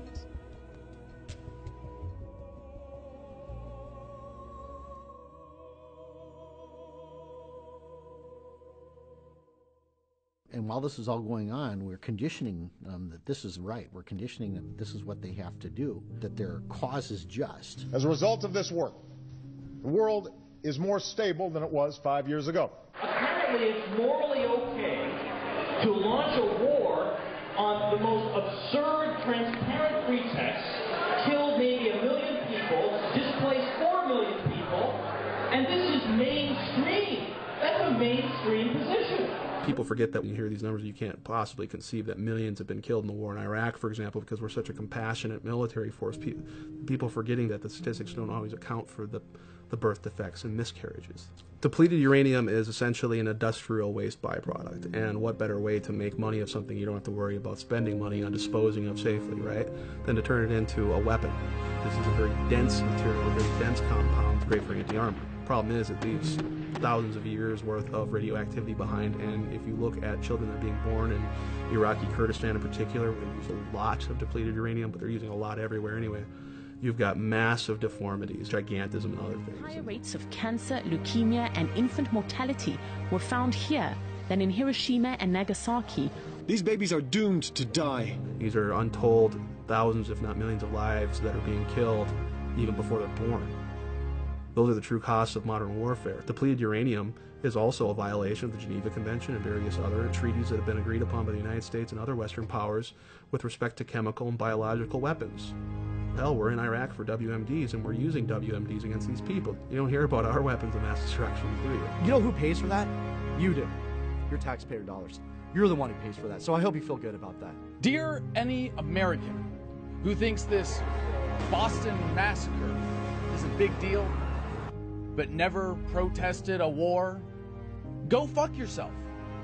In Iraq, from the end of the first Gulf War to the start of the current occupation in 2003, sanctions on the country led to the deaths, conservatively estimated, of 500,000 Iraqi children.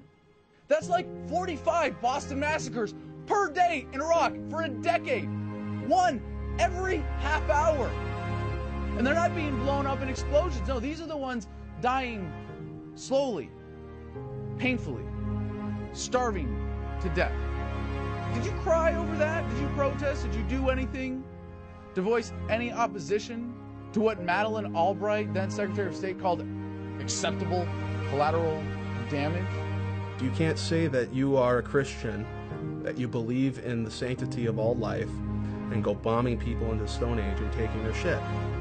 That's immoral. You can't have it both ways and then say, oh, but I'm going to oppose abortion. You either are or you are not. I can respect someone a whole lot more like a Zbigniew Brzezinski or Henry Kissinger who just outright says it. Just outright says, we're going to take it because we fucking can.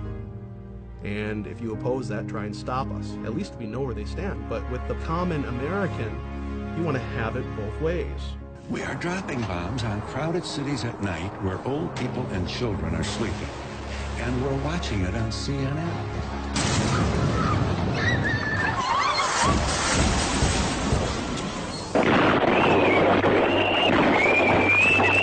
What are we doing with all these wars? How are we safer?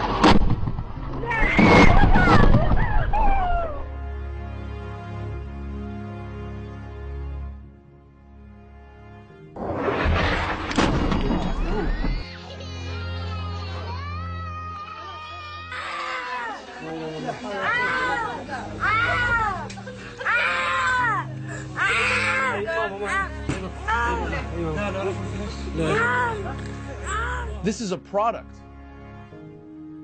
of the emotionally stunted state that Americans have been lulled into. To be told when to cry, when to care, when to mourn, when to shut up and go along with the plan and keep paying your taxes. We are creating enemies with this foreign policy faster than we can kill them. And I can tell you that from my personal experience in Fallujah that backs that assertion up. They don't hate us because we're free. They hate us because we're myopic, patriotic idiots who allow ourselves to be so emotionally manipulated that when something like this happens, the result is more brown people on the other side of the planet die. We made good progress, and we'll continue to work together to achieve freedom and peace. People don't care because they choose not to. It's that simple. Either you do care or you don't fucking care. They look at those people as inferior people, for God's sakes. Because that's them, it's not we, it's them. But them and we belong to the same people. That is the human freaking race here. I have heard more times out of people, well, you know what?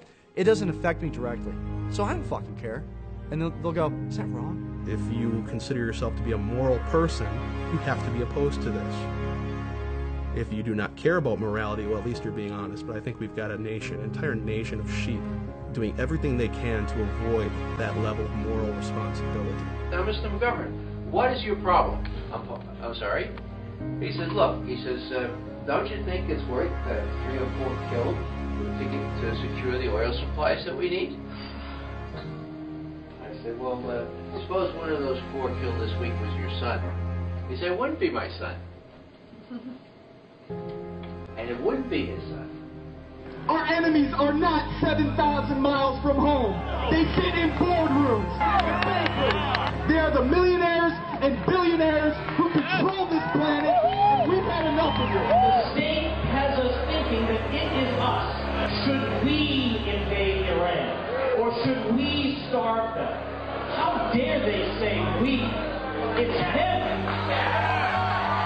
Human beings die. They don't need to die. Fuck, man, give them a chance. We're an incredibly gifted, creative race, just not given the opportunity because we've been suppressed through tyranny. I will not be a part of that anymore. These medals don't mean anything to me, and they can have them back. And I choose human life over war, militarism, and imperialism. You are deluded, and your delusion is dangerous, and it is getting people killed.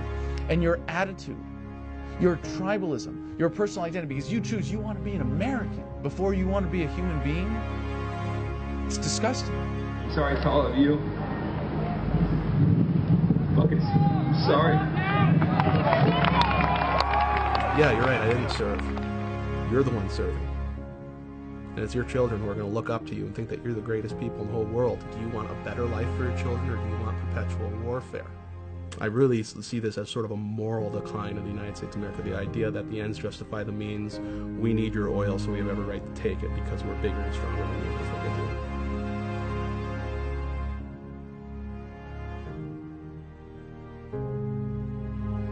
The problem is a moral problem. The answer can't be sought or gained by looking to the traditional moral authorities, because they ain't there, folks. And what does that mean? There's only us. This is the stuff that keeps me up at night.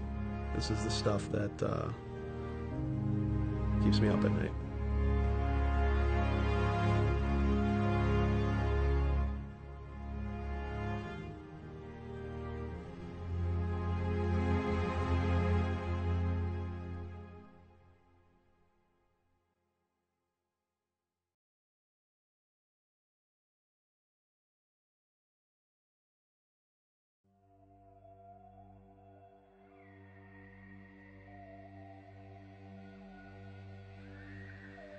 So you've got the media propaganda arm, which keeps us loving our own slavery. Then you've got the financial system, which keeps us dependent on them. Then you've got the military state, the police state, to keep physical control over us.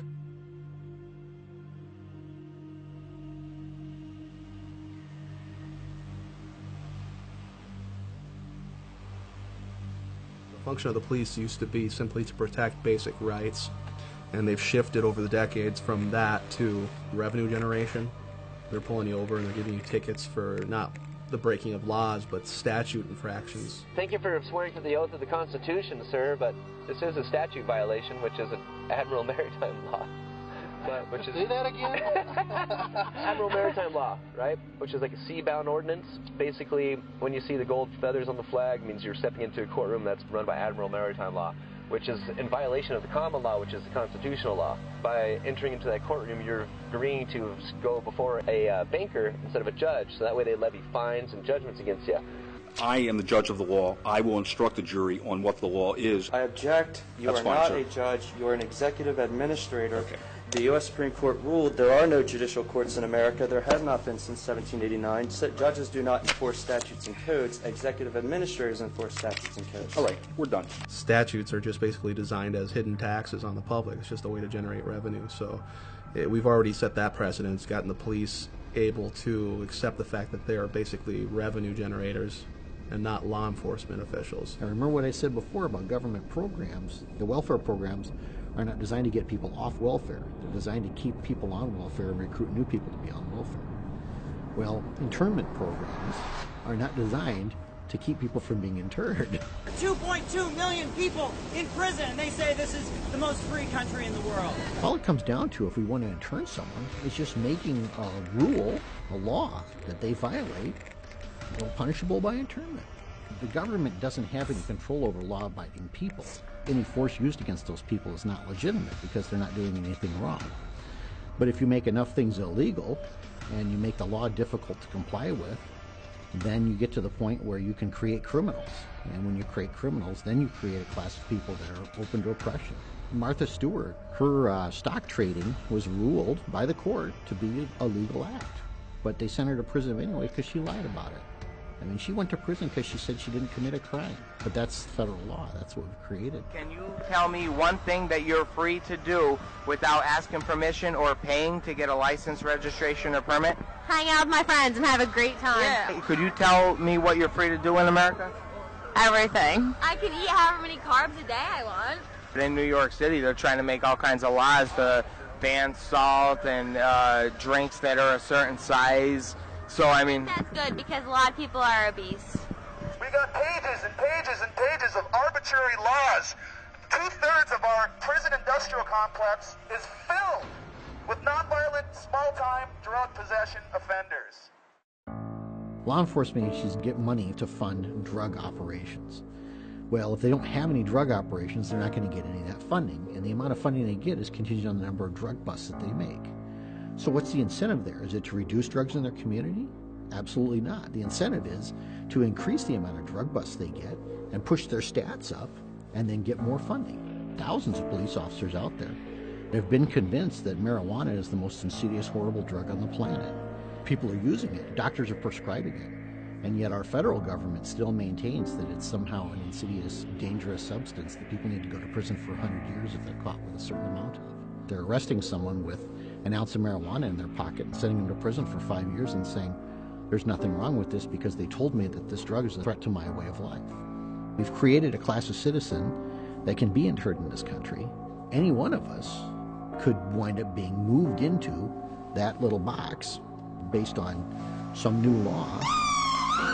There are so many laws that the average American commits 3 felonies a day, and they can arrest you at any time they feel like it. And a cop can pull you over at any point you're on a public street and find something wrong with your vehicle and give you a ticket for it and steal some of your income. And if you look at him crossways, he can put you in jail. And if you don't look at him crossways, he can say that you did and put you in jail. That's the kind of arbitrary authority that exists in the police state in America today. Who are you and what are you doing? Let me see some ID, please. The liberty doesn't come from our government. Sometimes they think they're passing it out, and sometimes they are always restricting as if it's their liberty rather than our liberty.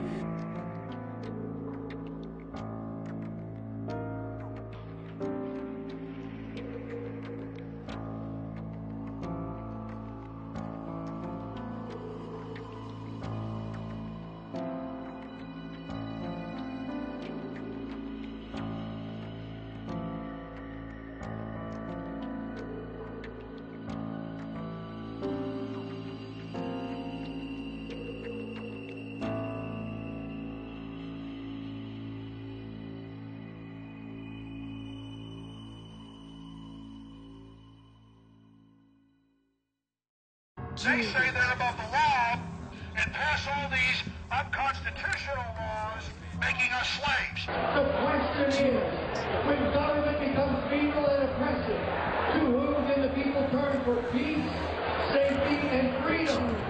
Your sheriff's main responsibility is to protect you from the federal government.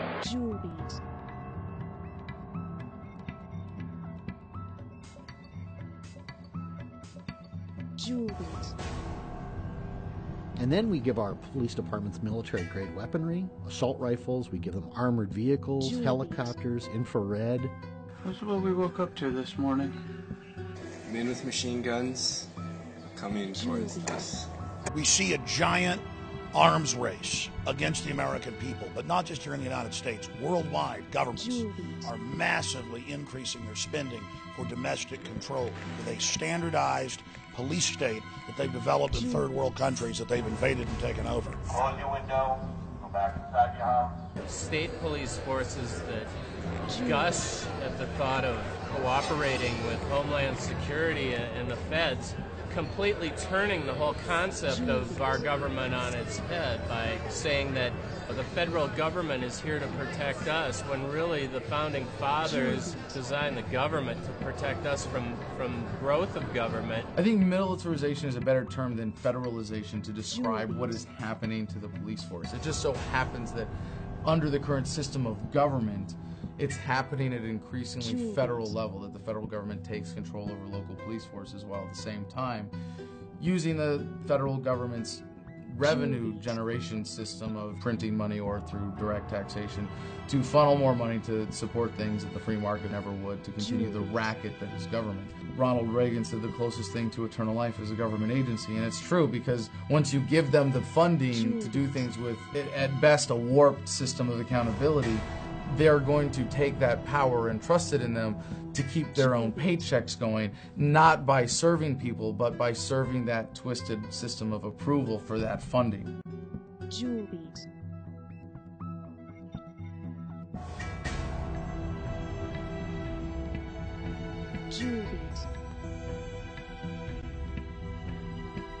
Work for the Federal Reserve? Yep. What's the Federal Reserve Bank around here? It's not. It's not? Nope.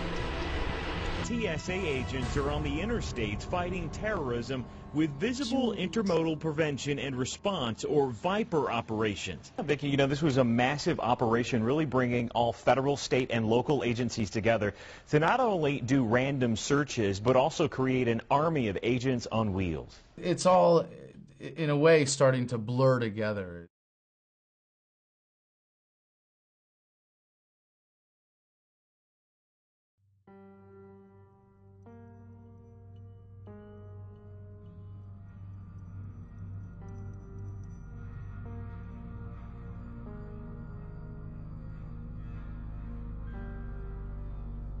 You can see examples of the gray state in our modern time just by simply walking down the street and looking at authority figures that you have to deal with.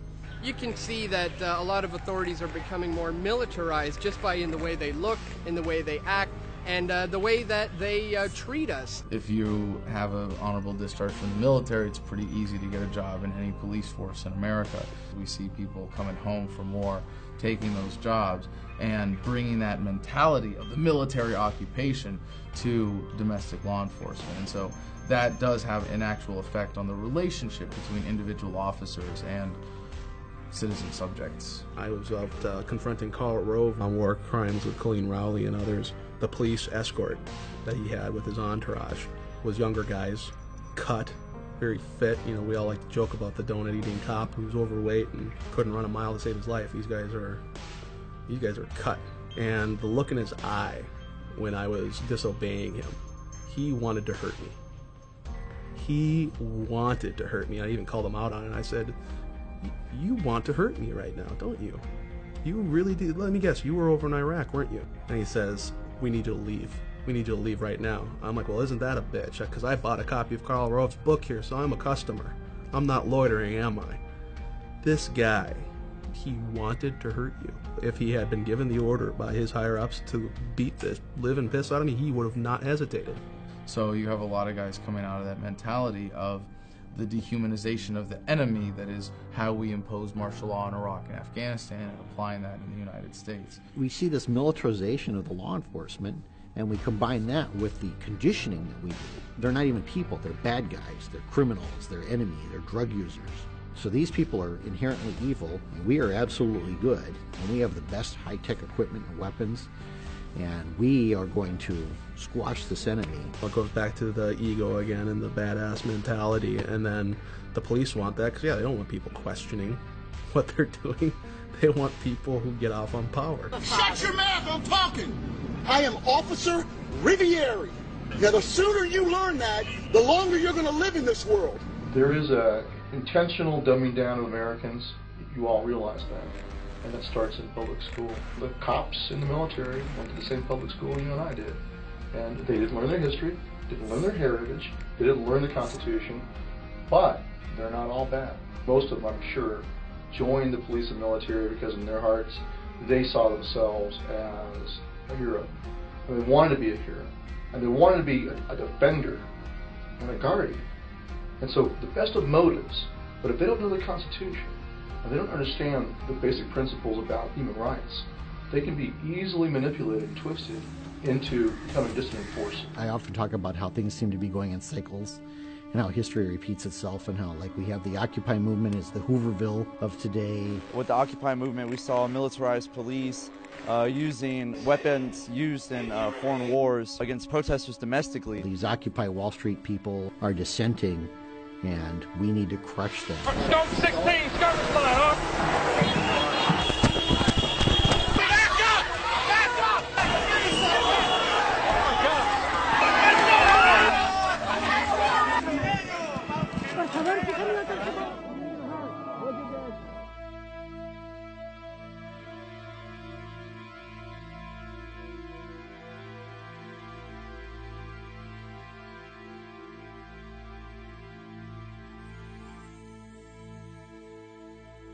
And you saw rows and rows and rows of militarized police, and they assemble and put their shields together and start beating their shields. Thump, thump, thump. It's psychological. It's designed to intimidate and create fear. I was just pleading to cops, please don't tear gas us. We're completely peaceful. No one's facilitating any aggression, and they just like tear gassed all of us. Kids and strollers were in their moms, and people were actually trampling each other to try to get out.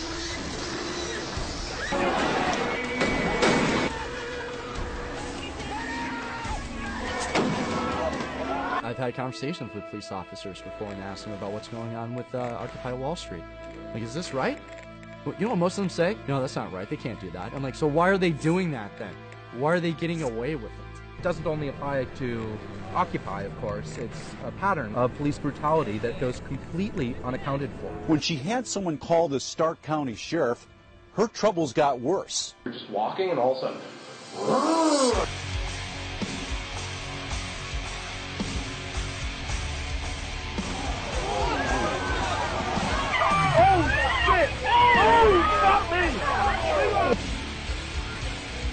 Without a warrant, commandeered my vehicle, searched and seized my home. Both of them bust out of the car with the guns drawn. Get on the fucking ground, let me see your fucking hands, don't fucking move. Hands off! Hands! Fucking hands! At least 8 officers rushed to the car with guns drawn and even rifles out. Then one fatal shot was fired.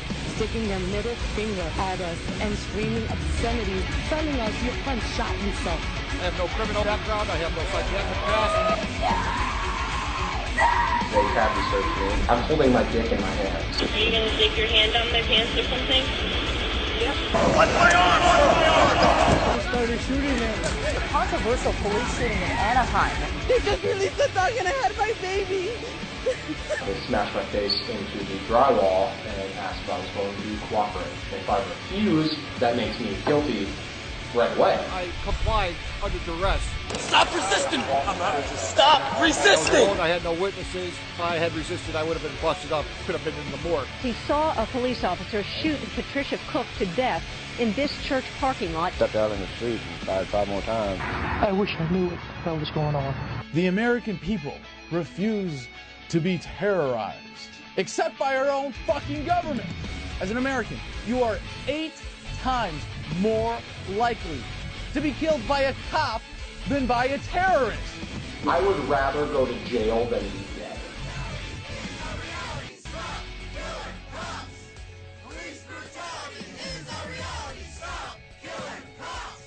Corruption has always been there. You don't question it because the higher up you go within the police realms, it's kind of like the mafia. Well, they'll take care of you. You know, you never narc on a fellow officer. No charges have been filed. There was no jury. A judge was the sole decider. He says police videos like these should be used to protect police, not go after them. There wasn't going to be any investigation at that point.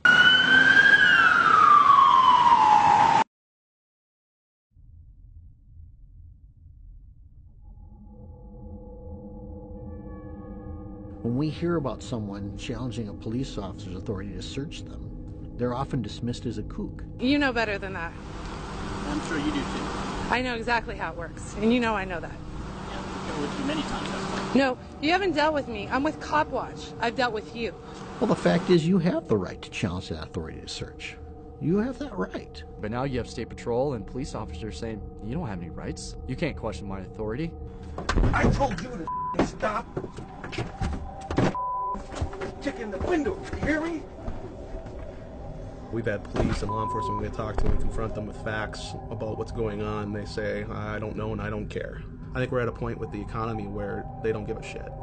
I don't think they're trying to justify it morally. They truly don't give a shit. It's the idea that I have to do this, it's orders, and if I don't, my pension's gone and my career is over. Your livelihood, the economy, and I can stand up for that, but then how am I going to provide for my kids? It's pretty easy to abandon the rule of law when you're following the rule of number one, which is take care of you and yours. I think that's the modus operandi of most police. And then you have the truly sadistic 10% of them who just simply get off on it. Not only do they just not care, but they revel in it. It's the idea that, you know, it feels good to be dressed up like this. You know, it feels good to have power over other people. There are, yes, sick police officers and individuals within government who get off on exerting authority unjustly and get off on violating your rights. But that's not the driving factor. That's a consequence of the scam that is government and of the statist paradigm.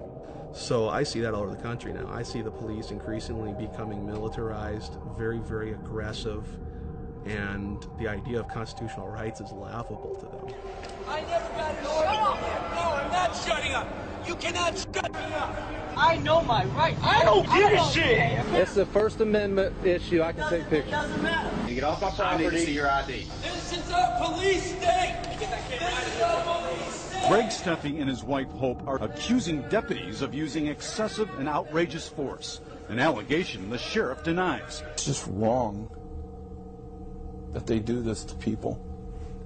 She called for help. She asked them for help, not for this. There are cops out there that are justifying that to themselves every day. Well, unfortunately, I mean, we've seen a lot of people just mindlessly following orders already. It's just amazing, this divide between cops and citizens and activists. And it's sad. It's sad that the fight has gone between, you know, who we're really trying to fight is the power elite that are creating these policies, and they've made it against cops versus us, and that's really, you know, cops are part of us. They just don't realize that this is happening. It's not necessarily the police that are our enemies here. It is the people that are controlling them. It's the people behind the scenes that are making them do these outrageous things to us on a daily basis. All these things are being used and they're being justified by this war on terror, this war on drugs. And the question is, why does the federal government feel like the solution to these problems is to declare war on us? We will again set an example for the world that the law is not subject to the whims of stubborn rulers and that justice is not arbitrary. Shortly after 9/11, within a week or two, there was a bill brought to the floor that had been floating around the Congress for several years, but it never had enough support and they couldn't get it passed. But on after 9/11, they said, now is the time that we'll pass this wonderful bill that's going to protect the people, the Patriot Act. But if they had called that repeal the Fourth Amendment Act, maybe it wouldn't have passed so easily. There are no shortcuts to protecting America. I will provide our intelligence and law enforcement agencies with the tools they need to track and take out the terrorists without undermining our Constitution and our freedom. The US is funneling money into tracking systems that are threatening to make the very concept of privacy a thing of the past. In the past 5 years, the Department of Defense has shelled out an estimated $3 billion on biometric programs, technology that uses physiological and behavioral recognition to identify people. However, the top cash cow is expected to remain government spending on security. It's always the government that says, oh, if you don't have anything to hide, why are you worried about the Patriot Act? Why are you worried about all these spy systems and data mining?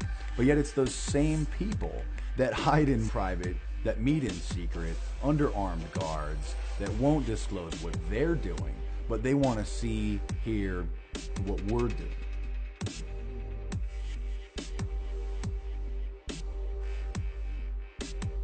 New televisions have cameras and microphones built in them, facial recognition scanners, audio, voice recognition. So that is an open video camera and an open mic in your living room, in your bedroom, that any sophisticated hacker or the government could and do tap into at any time. In New York City, they're implementing iris scanners. It's actually an app for the iPhone. Long-range fingerprint and iris scanning are reportedly also being explored for the U.S. toolbox of tracking. However, scientists are reportedly developing new technology aimed at identifying anyone from much greater distances. We are 5 years away in New York from zero privacy. They're trying to push through being able to take our blood now, too. Treated like you're in a maximum security prison. People thought that drones were just in Afghanistan and in Iraq. Now they're in America. Now they're arming them. Now they're putting facial recognition scanners on the drones. The NYPD is mounting body scanners, like in the airports, to the back of patrol cars,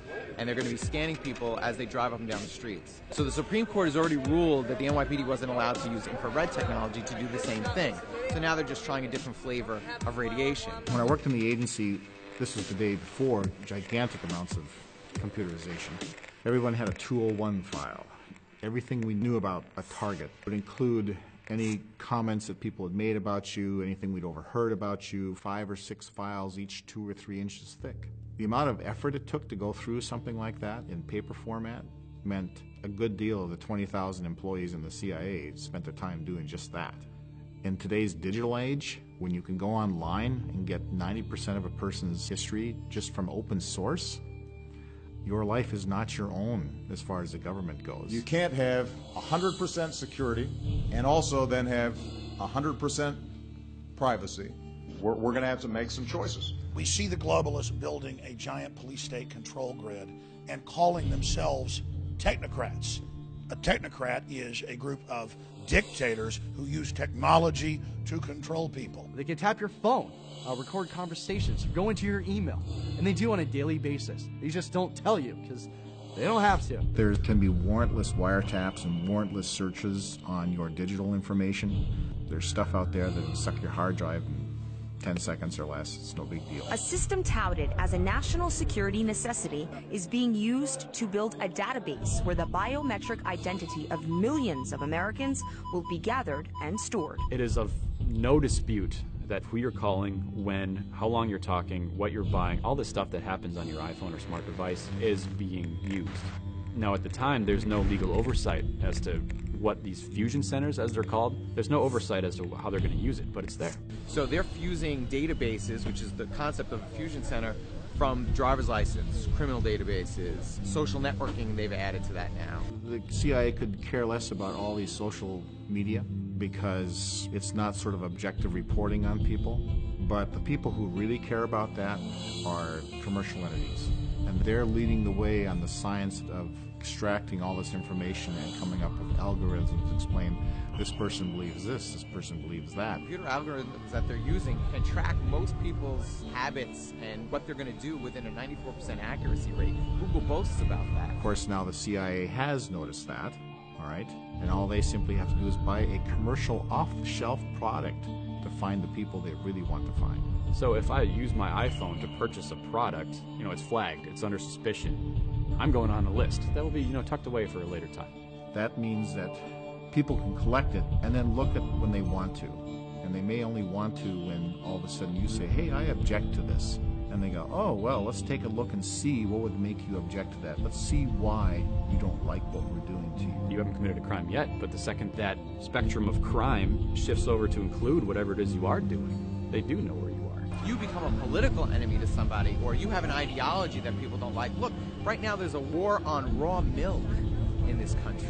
So if I drink raw milk, then I'm going to become an enemy of some industry, the FDA or the USDA, and now I can be targeted politically. It's happened. People being targeted by the police state because of their political affiliations. People's children being taken away from them because they're critical of the government. If I go and try to find out something about you, and I have to do extraneous measures to do that, there should be no objection from you, because if you're not doing anything wrong, what have you got to hide?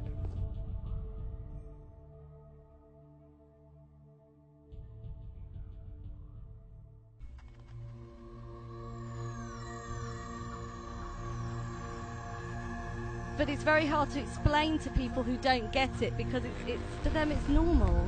They think it's just being open, and they live in a world of reality shows. They want their every little thought to be communicated. That's not an Orwellian dystopia. It's a Brave New World dystopia. It's a nightmare, but they don't know it. They're happy. So that's the worst of all, really. Like me? Yeah, like what? Everything. Like what? Well, do you ever deposit or withdraw more than $1,000 in your bank account? Yeah. Okay, well you get reported to the freaking Department of Homeland Security every time you do that. So what? Why should I worry about it? I'm a Verizon customer. I don't mind Verizon turning over records to the government. I don't think you're talking to terrorists. I know you're not. I know I'm not, so we don't have anything to worry about. Get an iPhone and you're good for life. For them, it's logical. If they want to see me going to the football game, fine, I don't care. But actually, they are slightly modifying their behaviour and they're less free as a result. The chilling effect is very strong because when you are telling people that they're being spied on, I mean the drones, for instance, this new element of drone surveillance, a lot of people say that they're just like, well, I have nothing to hide, so why should I care? That's not the point. The point is that when you have a tape recorder out on a table, you're not going to say the same things that you would before. You're not going to dissent as much. And that's the real suppression.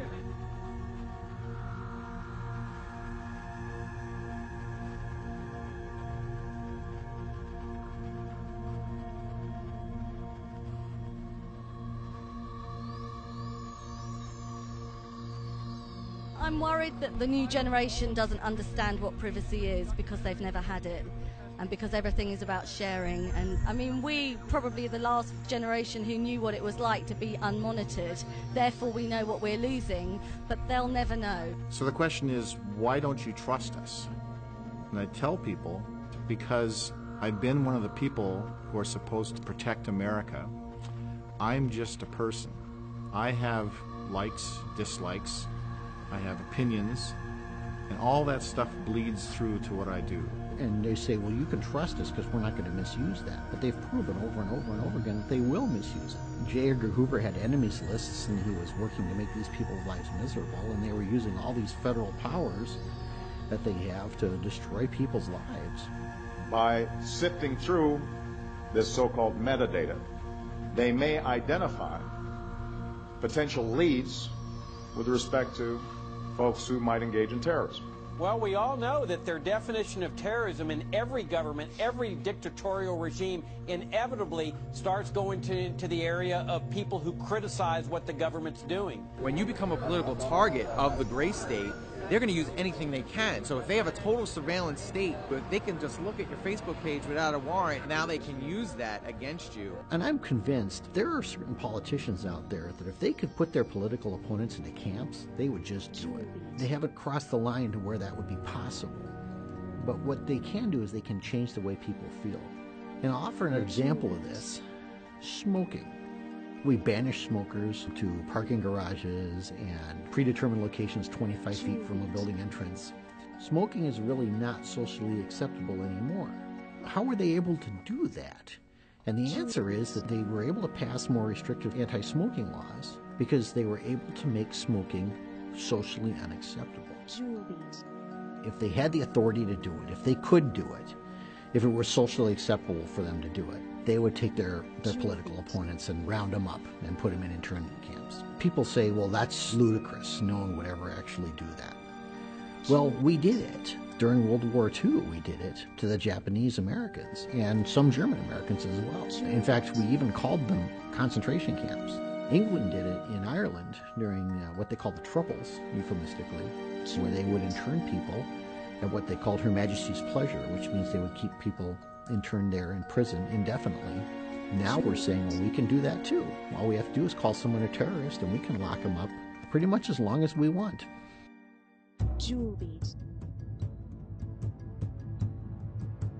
What just got passed was the National Defense Authorization Act. What people don't realize, because it wasn't reporting in mainstream media, it completely finally put the nail in the coffin on the Constitution. When the Patriot Act was introduced after 9/11, its most draconian measures were not exercised right away publicly.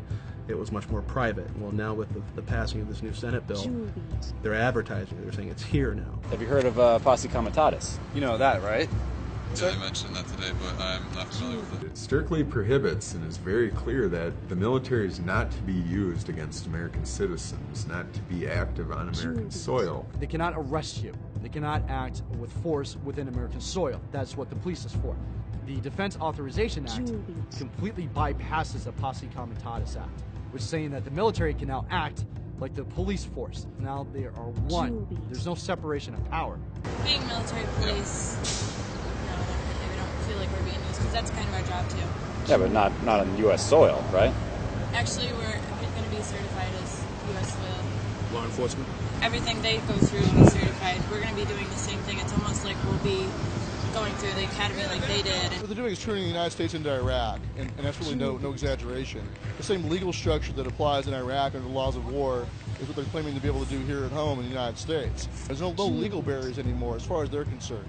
And that any American citizen accused of being a terrorist does not deserve a jury trial, but instead will be an enemy combatant under martial law, under military law, under the laws of war. It's authorizing military force, that's killing you, military detention, and military trial or rendition to some foreign country.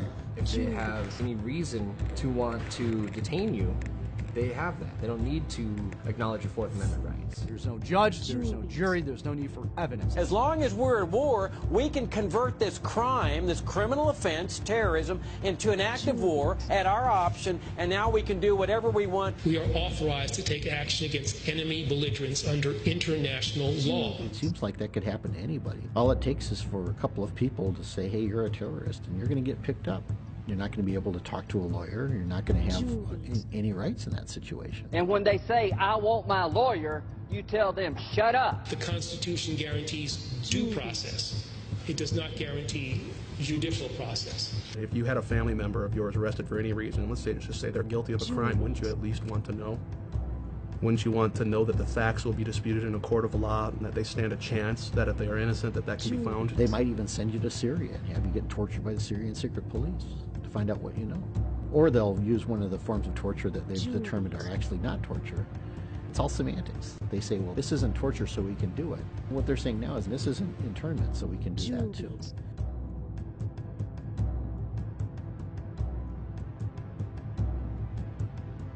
Juliet.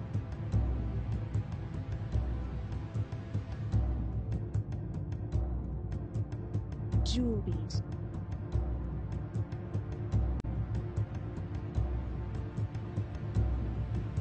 Juliet. I have two words for you. Predator drones. Juliet. You think I'm joking? The Nobel Peace Prize winner has just announced and authorized that he has told the CIA that it can assassinate American citizens in violation of federal law and in violation of treaties to which the U.S. is a party. They don't write these laws not to use them. I mean, where does he get this power? You had al-Awlaki and his son murdered. These were American citizens. Awlaki is a terrorist. Probably the most significant risk to the U.S. homeland. We certainly want to neutralize him. It's a huge change of presidential powers that has occurred because totally of right and totally constitutional. It's the one thing I to kill anybody without the due process of law and have a kill list? Are you kidding me? President Obama has used more targeted killings than the Bush administration ever did. This is a program that amounts to the executive branch saying, trust us. But when the president can kill whoever he wants, then he's not a president anymore, he's a king. His citizenship should no more serve as a shield than a sniper shooting down on an innocent crowd should be protected from a SWAT team. And these guys probably are bad dudes, and that's how it's used right now. But if you study history and you know that you allow this kind of abuse of power by the federal government, you undermine the rule of law, I fear what happens to us down the road. Germany, China, could only dream of what the United States just did. Because this just opens the floodgates for oppression and tyranny. The United States just 50, 60 years ago was the example of the world for freedom. Now you notice our criminal government never criticizes Russia or China anymore because they can't. And China passed its own NDAA and said, hey, we can arrest and kill people secretly too. Look, the Americans do it. It's just codifying into law that the United States Constitution and Bill of Rights are null and void. We don't care what your guys' intentions are. We know what this can be used for later on, because there's a reason you don't chip away at liberties, because at some point you end up with a tyranny. The minute you stop fighting for that freedom, it's going to diminish and ultimately disappear. And once it's gone, we're not going to get it back. I got 3 kids! I want them to grow up with freedom! Don't you want your kids to have freedom? They're not going to have it! What I don't understand though is how come more people aren't awake to it when it's so blatantly obvious to so many of us. Is the conditioning really that pervasive? People who go along with the system saying like, I will support the system, I will do it, I'm not going to question it. Those are very naive people. God has ordained the police officers in a sense to restrain evil. We're to submit. As long as we submit to state authority, continue to yield our liberties, and modify our behavior to fit the mold of federal approval, This unlucky person being dragged away will not be us. And as long as at least we believe our freedoms are not at stake, we will be allowed to return to the comfortable complacency of our padded, regimented lives. You're not safe. Just because you're working for the system, you feel like you're protected. You're not protected. We don't have that anymore, and the American public couldn't care less. It's astounding. I don't care. I don't think they're American citizens. I understand. He was a 16-year-old teenager from Colorado. I understand. You don't care? Really? No. I support it completely. You support it completely? So indefinite detention for Americans and assassination of Americans, absolutely, because Obama said it. Absolutely. All right. Happy 4th of July. Why should people give a shit? This is our country. This is our home. And we have rights given to us by the Constitution. Without the Constitution, the United States is just another piece of property, that's it. To the best of my ability. Preserve, protect, and defend.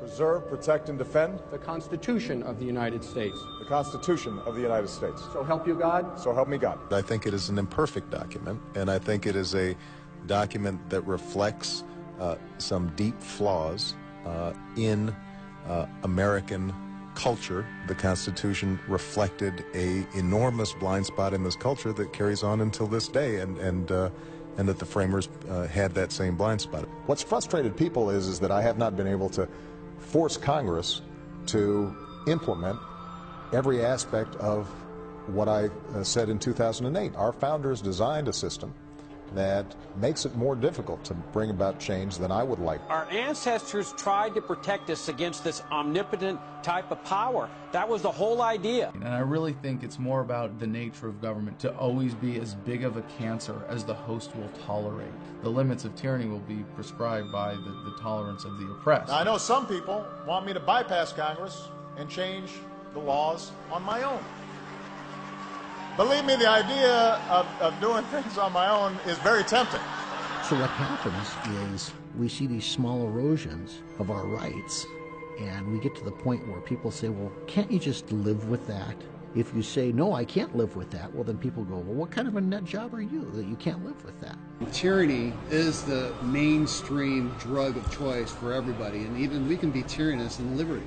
It's like, you gotta have liberty. Well, maybe they like being in prison. And that's where we see the shift, the change happen. Over time, they say, well, why did we even have that right in the first place? Was that even necessary to have? Like we were discussing earlier, when you have the news headlines covering Fast and Furious and the drug trade, arms trade, trafficking, and no one cares, no one gives a shit. Why doesn't that matter? Doesn't matter to me. I'm sure they'd have a good reason if they did. Is it because of Obama, or is it because he's a Democrat, or just because you trust the government that much? Well, all three. All three. So you trust the government and you would let them kill you because they know what's best. Say that one more time? Absolutely. Okay. Well, I don't even know what else to say at this point. Have a great day. Oh my God.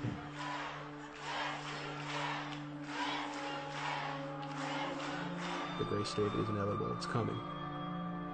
And technically it's already here. We want to urge you, today's Viper searches did not come from any particular threat. One TSA official says intelligence tells them they should be focusing on the highways as well as the airports. They also warned that terrorists are going to be striking at home, that terrorists now are going to be domestic. The menace of terrorism has mutated. Homegrown terrorism is one of my biggest concerns. It's happening in our own backyard. They're trying to indoctrinate us into a telltale society where we all think each other are suspect. They're recruiting truck drivers into the First Observer Highway Security Program to say something if they see something. Be responsible citizens, report that. Bottom line is this: if you see something suspicious, say something about it. Everybody should be aware of what's going on the road. Close to 1 million Americans signed up on this list saying that they will report their neighbors to the government. You have financial rewards if you spy on your neighbor. In some cases, you're required to. We can reference the story of the city in Vietnam. In one night, Viet Cong rolled in, rounded up 4,000 Vietnamese men, and had them all executed by the next morning. And the CIA just could not figure out how they did it. Well, the answer is they have a system of informers. And what are we being taught to do? If you see something suspicious in the parking lot or in the store, say something immediately. Report suspicious activity to your local police or sheriff. Well, what's suspicious activity? Again, in this sort of Orwellian nightmare we're descending into, people are not engaging in critical thinking skills, so suspicious activity is intentionally vague, because, hell, to different people, anything's going to be suspicious. It's wrong to carry a gun, and that if you have information about people who are carrying guns, you've got to share that. Thank you for doing your part to help keep our hometowns safe.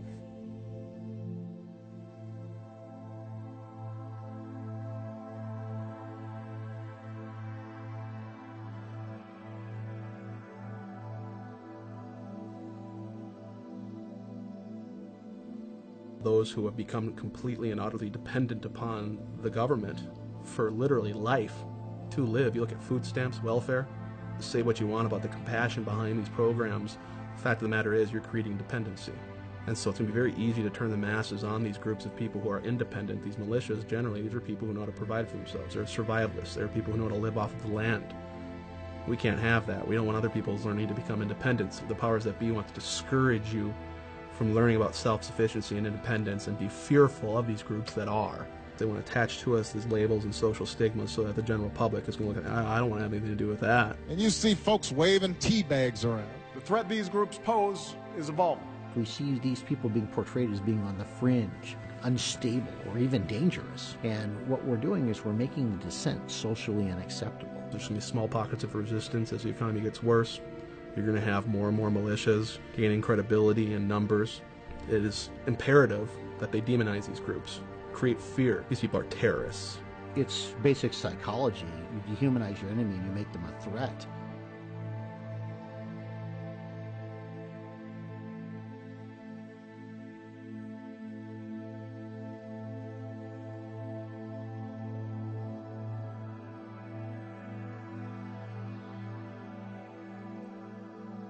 During World War I, there was an organization called the Law and Order League. They would go out on the streets and they would round up men who were the draft age and would force them to prove that they had either fulfilled their draft obligation or were not eligible for the draft. These weren't even agents of the government. These were just people. These people carried badges and they had all the authority of the federal government behind them. I pledge to be of service to Barack Obama. Yes, we can. Obama speaks our rights to America. Yes, we can. Have our own dreams and like them in the of your dreams. Yes, we can. They've been conditioned, just like the soldiers are conditioned, to hate their enemy. Yes, we can. These people are conditioned to hate their political opponents.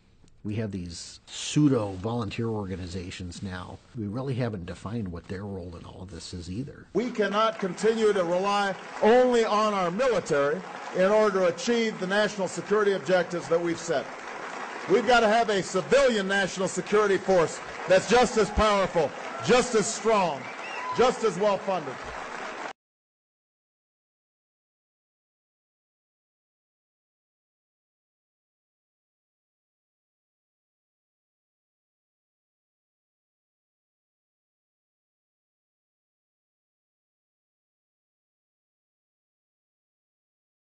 Now we begin to appreciate the magnitude of our opposition. This is not an obsolete single tyrant thousands of miles away who threatens everyone's freedom publicly, but a convoluted mess of legislation and social evolution whose enforcers believe that they are working in the best interest of all and whose ranks are filled by our own friends and neighbors. They say revolutions are won by the 3%, and that may be true. But the gray state, the real gray state, is the 97% who will not have their entitlements threatened by a minority. And at the first sign that these government subsidies will end, will finally act to betray us. It's kind of working against us to care about other people. As long as they're safe, as long as they're okay, as long as they're not being searched, as long as they're not having their stuff taken away from them, I've got mine, I'm okay. And next thing you know, you've got people showing up on your front door saying, it's time to go. We changed the law and now you fit. Police department, anyone move! What we have now is the illusion of a free republic. It's called incrementalization. Hitler did not have the Jews rounded up into camps overnight. It was step by step. First they had to show their papers everywhere they went. Then they needed tattoos. Then they needed to relocate to labor camps. Then they were exterminated. To say that these things couldn't happen, which you hear all the time, oh, that couldn't happen, this is America. Who the hell are you? what? Because you're American, it makes you somehow different from the rest of the world? It is not unfathomable to believe that human nature is about only a few things: power and control. When they start rounding us up later, it'll be a lot easier for the public to consume that.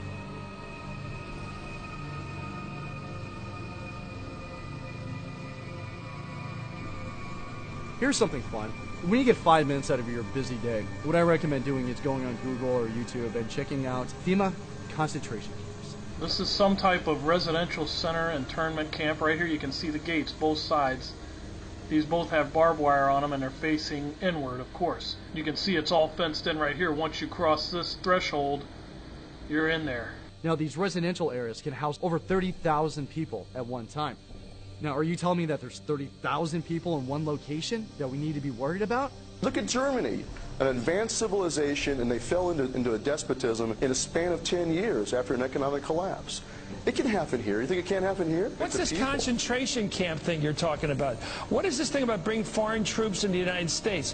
What scenarios do you live in? This is a historic pattern. This has happened in the past. Documents are out, the detention camps and the internment camps, the re-education camps.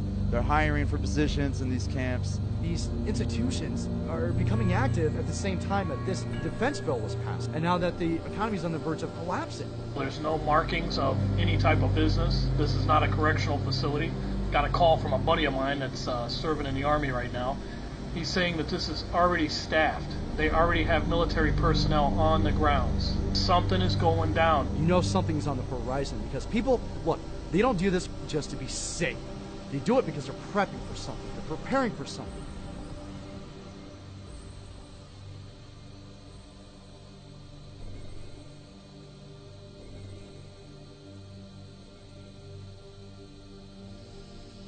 They are prepping for an economic collapse, the likes of which no generation has seen in hundreds of years.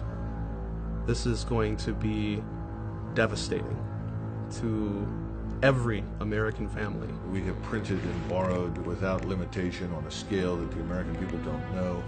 In so doing, we have destroyed the value of our currency and our property. All of these things are going to come together. It's kind of a perfect storm. We are already in the abyss, and our empire is unfolding right now. Our monetary empire is unfolding before our very eyes. People say, when's it going to happen? When's it going to happen? Motherfucker, it's happening. It's happening right now. It's happening right now. And what you see happening already in the markets is a reflection of the recognition that we are tied to what's happening in the Eurozone. We've already shipped trillions of dollars over to the European Central Bank in the hopes that they could postpone this inevitable collapse. We are about to plunge headfirst into the third world. The prosperity you and I grew up with, the cheap access to food, clothing, fuel, never again. Looters are running free. They've been patrolling downtown all night long.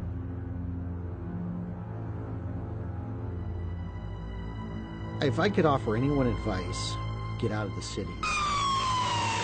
There'll be rioting, there'll be police going door to door, gun confiscations, bread lines. You wouldn't want to be in an urban environment if there was some sort of societal collapse. You have 48 million people on food stamps right now. So when the economy collapses, literally millions, tens of millions of people dependent upon that system.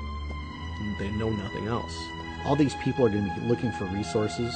If you have resources they don't have, there are people that are going to feel entitled to try and take them. People surrounded the car. They dragged the driver out and beat him bloody. I had some friends that served with me in the Army who were Cobra pilots, and then they ended up flying Hueys and other aircraft in the Air National Guard during Katrina, and they told me that the whole experience was terrible. People on the ground in New Orleans shot at them. They said it was reminiscent of Somalia. Their lives in extreme danger tonight. Oh my goodness.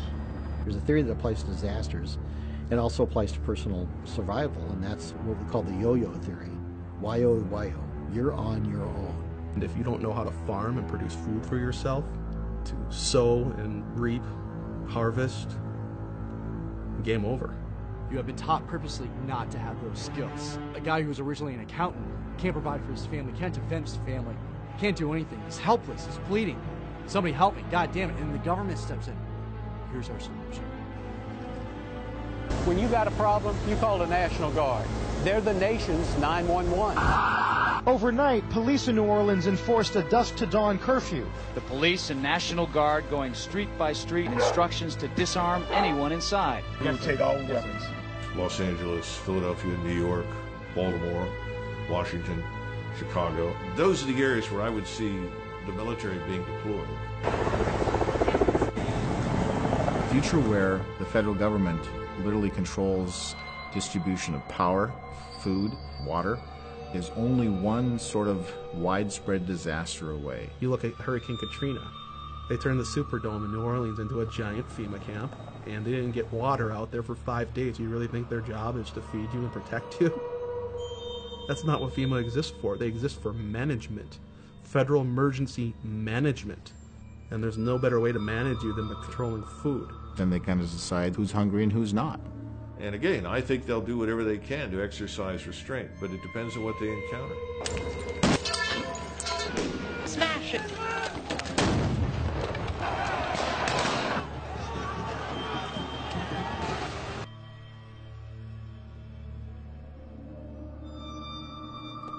It'll be easy then to play off the American public against each other. If you are unable to produce food for yourself, you're going to be more likely to take human life to have someone else do it for you. You're going to be more likely to say, yeah, the government's murdering militia members, but if I don't support that, who's going to feed me? You might have to pick sides someday. Are you going to stand with your neighbors, or are you going to stand with the government and get fed? What other option will you have? Fabric of society is changing before us. We are definitely looking at a transformation of our society, and it's not necessarily a good thing. And so what we're calling on active duty military and police to do is to simply stand down and to refuse to comply with unlawful orders. But if they continue provoking violence, violence is what they're going to get. That's not what any of us want. You don't want to think about the stuff that you're going to have to do. I mean, shoot in America. Yeah. What I fear is that the powers that be understand that their time is limited, that eventually we will win if given enough time. My concern is they will try to use the only tool they have, which is force, to try to crush the revolution before we can be successful in a peaceful manner. That's my great fear. What people need to realize is that they are creating this problem. They want to push people over the edge to create this chaos. They're going to try to capitalize on it. Their vision for what's next is a global Fed and even more power. Power being stripped from the people, being stripped from the communities, being stripped from the states and centralized and then internationalized. And what you're seeing is the various powers of the world are positioning themselves on this grand chessboard, like Zbigniew Brzezinski of the Obama administration wrote about. They are all positioning their pieces because they know this system's going down. That's the dirty secret. It's all planned. They planned it because they knew it was going to fail.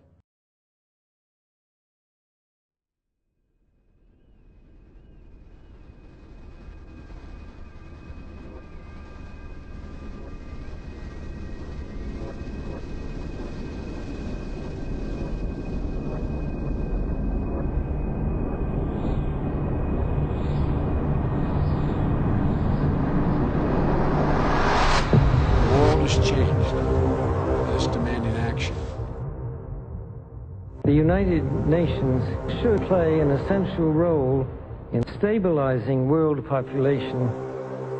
You look at the people who are controlling or pulling the strings. The Honorable Henry A. Kissinger. The actual controlling people of the world and the globe and how they perceive humanity. It's disturbing and it's also psychotic because these people don't care about human rights. These people don't care about human liberties or freedom. They treat you as a number. This is, in all the globalist documents, their whole program is absolute war against humanity, a final revolution against everything good, a scientific dictatorship. They don't really care whether you have liberties or not, except in terms of how much it allows them to exploit you. The negative impact of population growth on all of our planetary ecosystems is becoming appallingly evident. They could care less of what happens to you.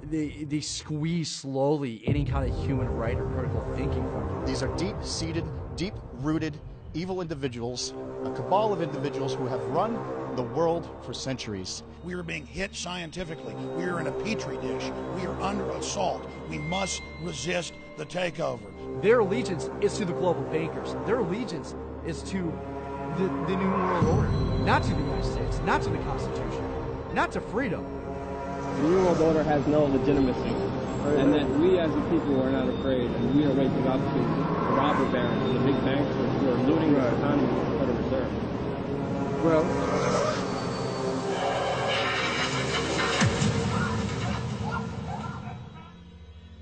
if we decide to be sedated consumers in perpetuity and to effectively adopt the title of sheeple, then yes, I guess the Republic as we know it could go out of existence.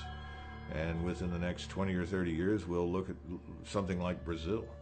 Tens of millions of people living in poverty with a very few people at the top controlling most of the capital and dictating the lives of everyone else. We have become decadent. We've become proud. We've become arrogant. And worst of all, we have abandoned our Bill of Rights. We've let them take it. If we allow democracy through negligence and carelessness and the crude ambition for money, power and glory of politicians to be handed away, as we already have in Britain, to a supranational entity which we do not elect and cannot control, then you become just another police state. The freedom of the people will no longer be guaranteed by their own voice and their own vote.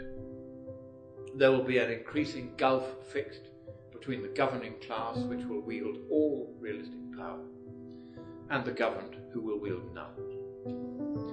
We'll be right back to square one, and all the work of your founding fathers will have been carelessly set at naught by the very people to whom you have entrusted the defense of that Constitution against all comers.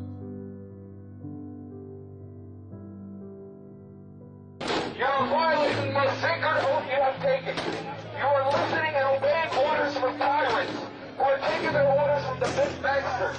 Understand what you're doing here today will play effect throughout history.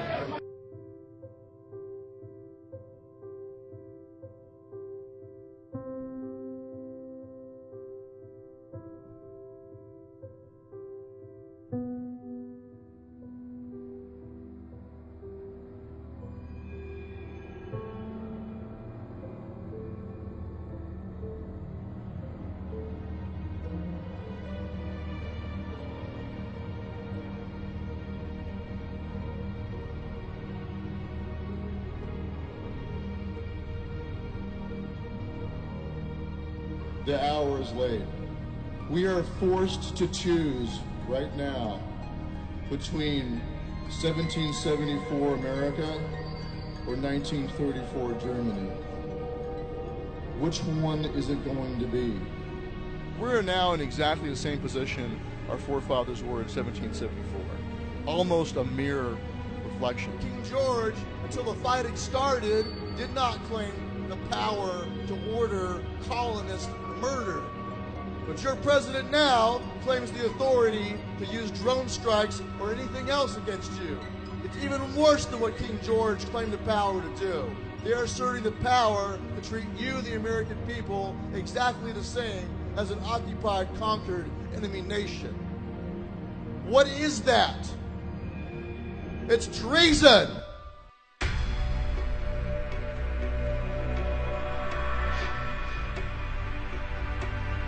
We have three ways to deal with the government. We have the soapbox, we have the ballot box, and we have the cartridge box. They catch you violating their unconstitutional laws, and they will, when they please, send armed men to work their will upon you. And people, innocent of any crime save the one these tyrants created, will die resisting. If it came to the point they started rounding people up, I would resist. I would not go to a camp. I would rather die in the street with a gun in my hand than die in a camp. And if I have to die, I'm going to die a free man. We will not die! You wish to stay free and to pass down that freedom to your children's children. You can do no less than become the lawbreakers that they have unconstitutionally made of you. You are the modern American revolutionaries, but unlike them, All you have to do is preserve what was already given to you by the blood of other patriots. You have to make sure it's not in vain. As long as your heart beats, as long as you draw breath, you have a duty to stand. We will not comply, and we will resist. Accept that fact, embrace it, and resolve to be the very best, most successful lawbreakers you can be, and you will stay free.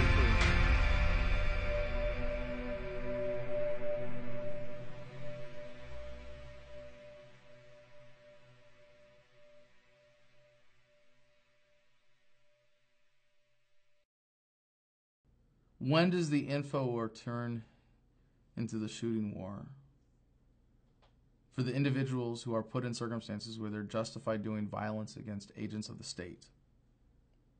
It already is. For the people who defended their home against a police invasion were found by the Supreme Court in Minnesota that they were justified in resisting that invasion of their home. It was already a shooting war. For the insurgents in Iraq and Afghanistan defending their home, it is already a shooting war and not an info war. And for people that are directly threatened by the violence of government every day on the streets in the United States, it already is a shooting war. But the way that you defeat it is by winning the info war.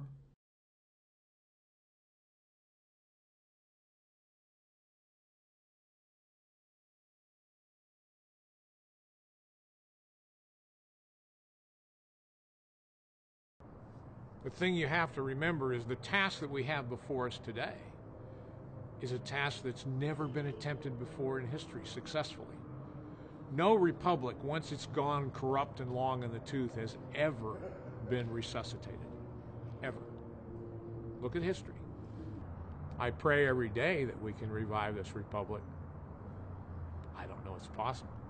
It's up to the determined minority to make it happen, to shape history. I have my doubts. I do. But I know that we have to try.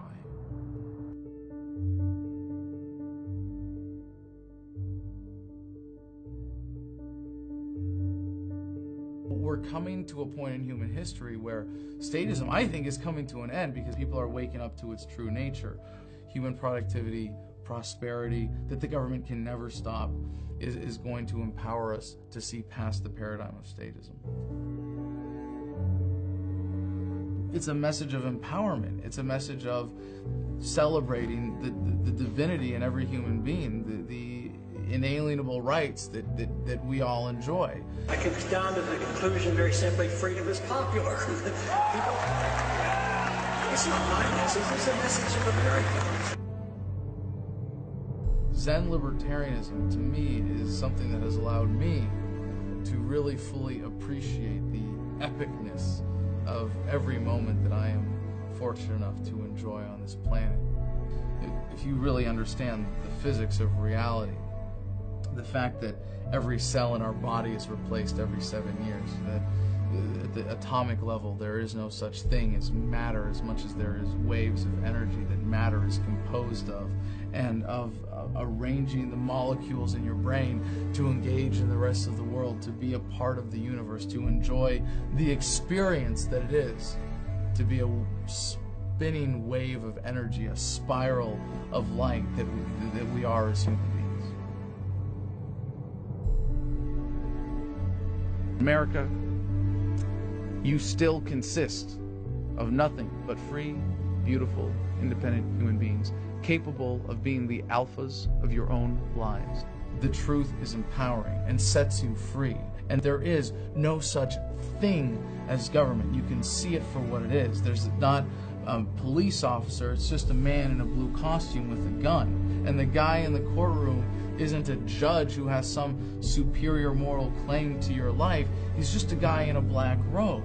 And you're able to see the matrix. You're able to wake up and see all of the code behind the language of society and the way that we think, and to be able to free your mind from that prison of fear and being able to step back and never be caught up in the fears of statism, to be afraid of losing your life, to never be afraid of dying because you come to accept its inevitability.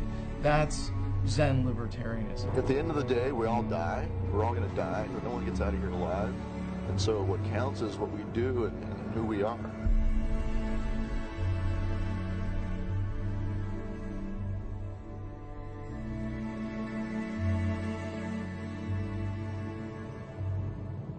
We really need to wake up, and we need to say, we're not going to use violence to enforce this. We're not going to use force to enforce this. We're going to settle this in a more civilized manner.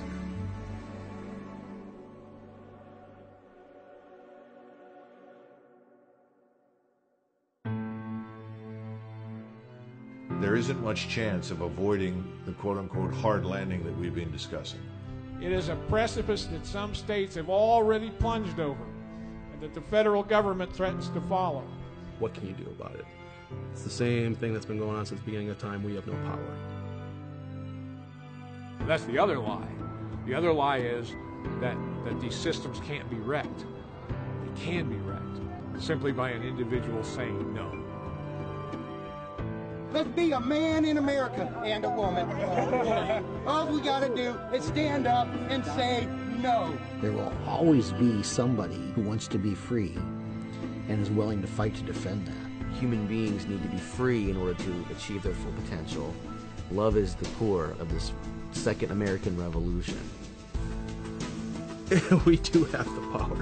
It would be startlingly easy to reverse all of this, is what people do not generally understand. The elites in every case always believe they are invincible, and they never, ever are. Regimes always fail, and it's only a matter of time before everything comes crumbling down and a new beginning happens.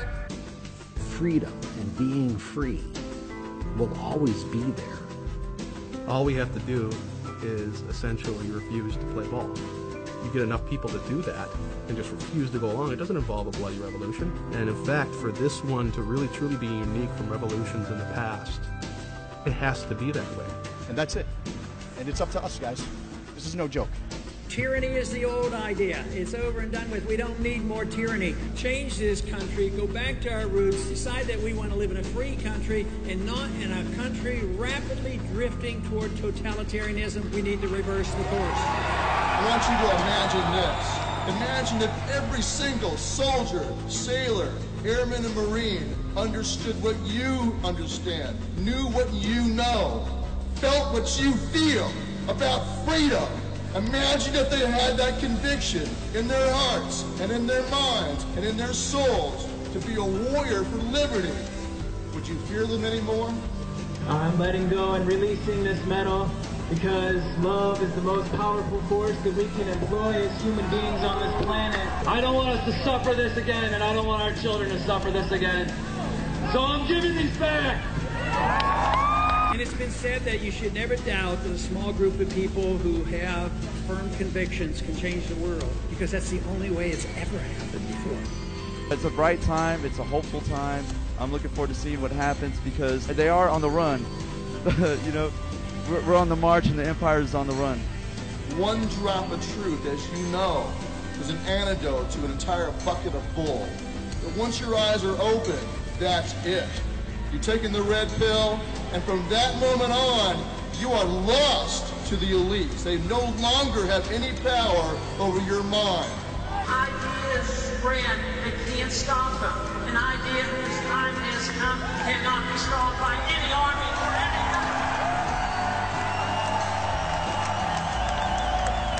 any In terms of resistance, say no every chance you get. Every chance you get, say no.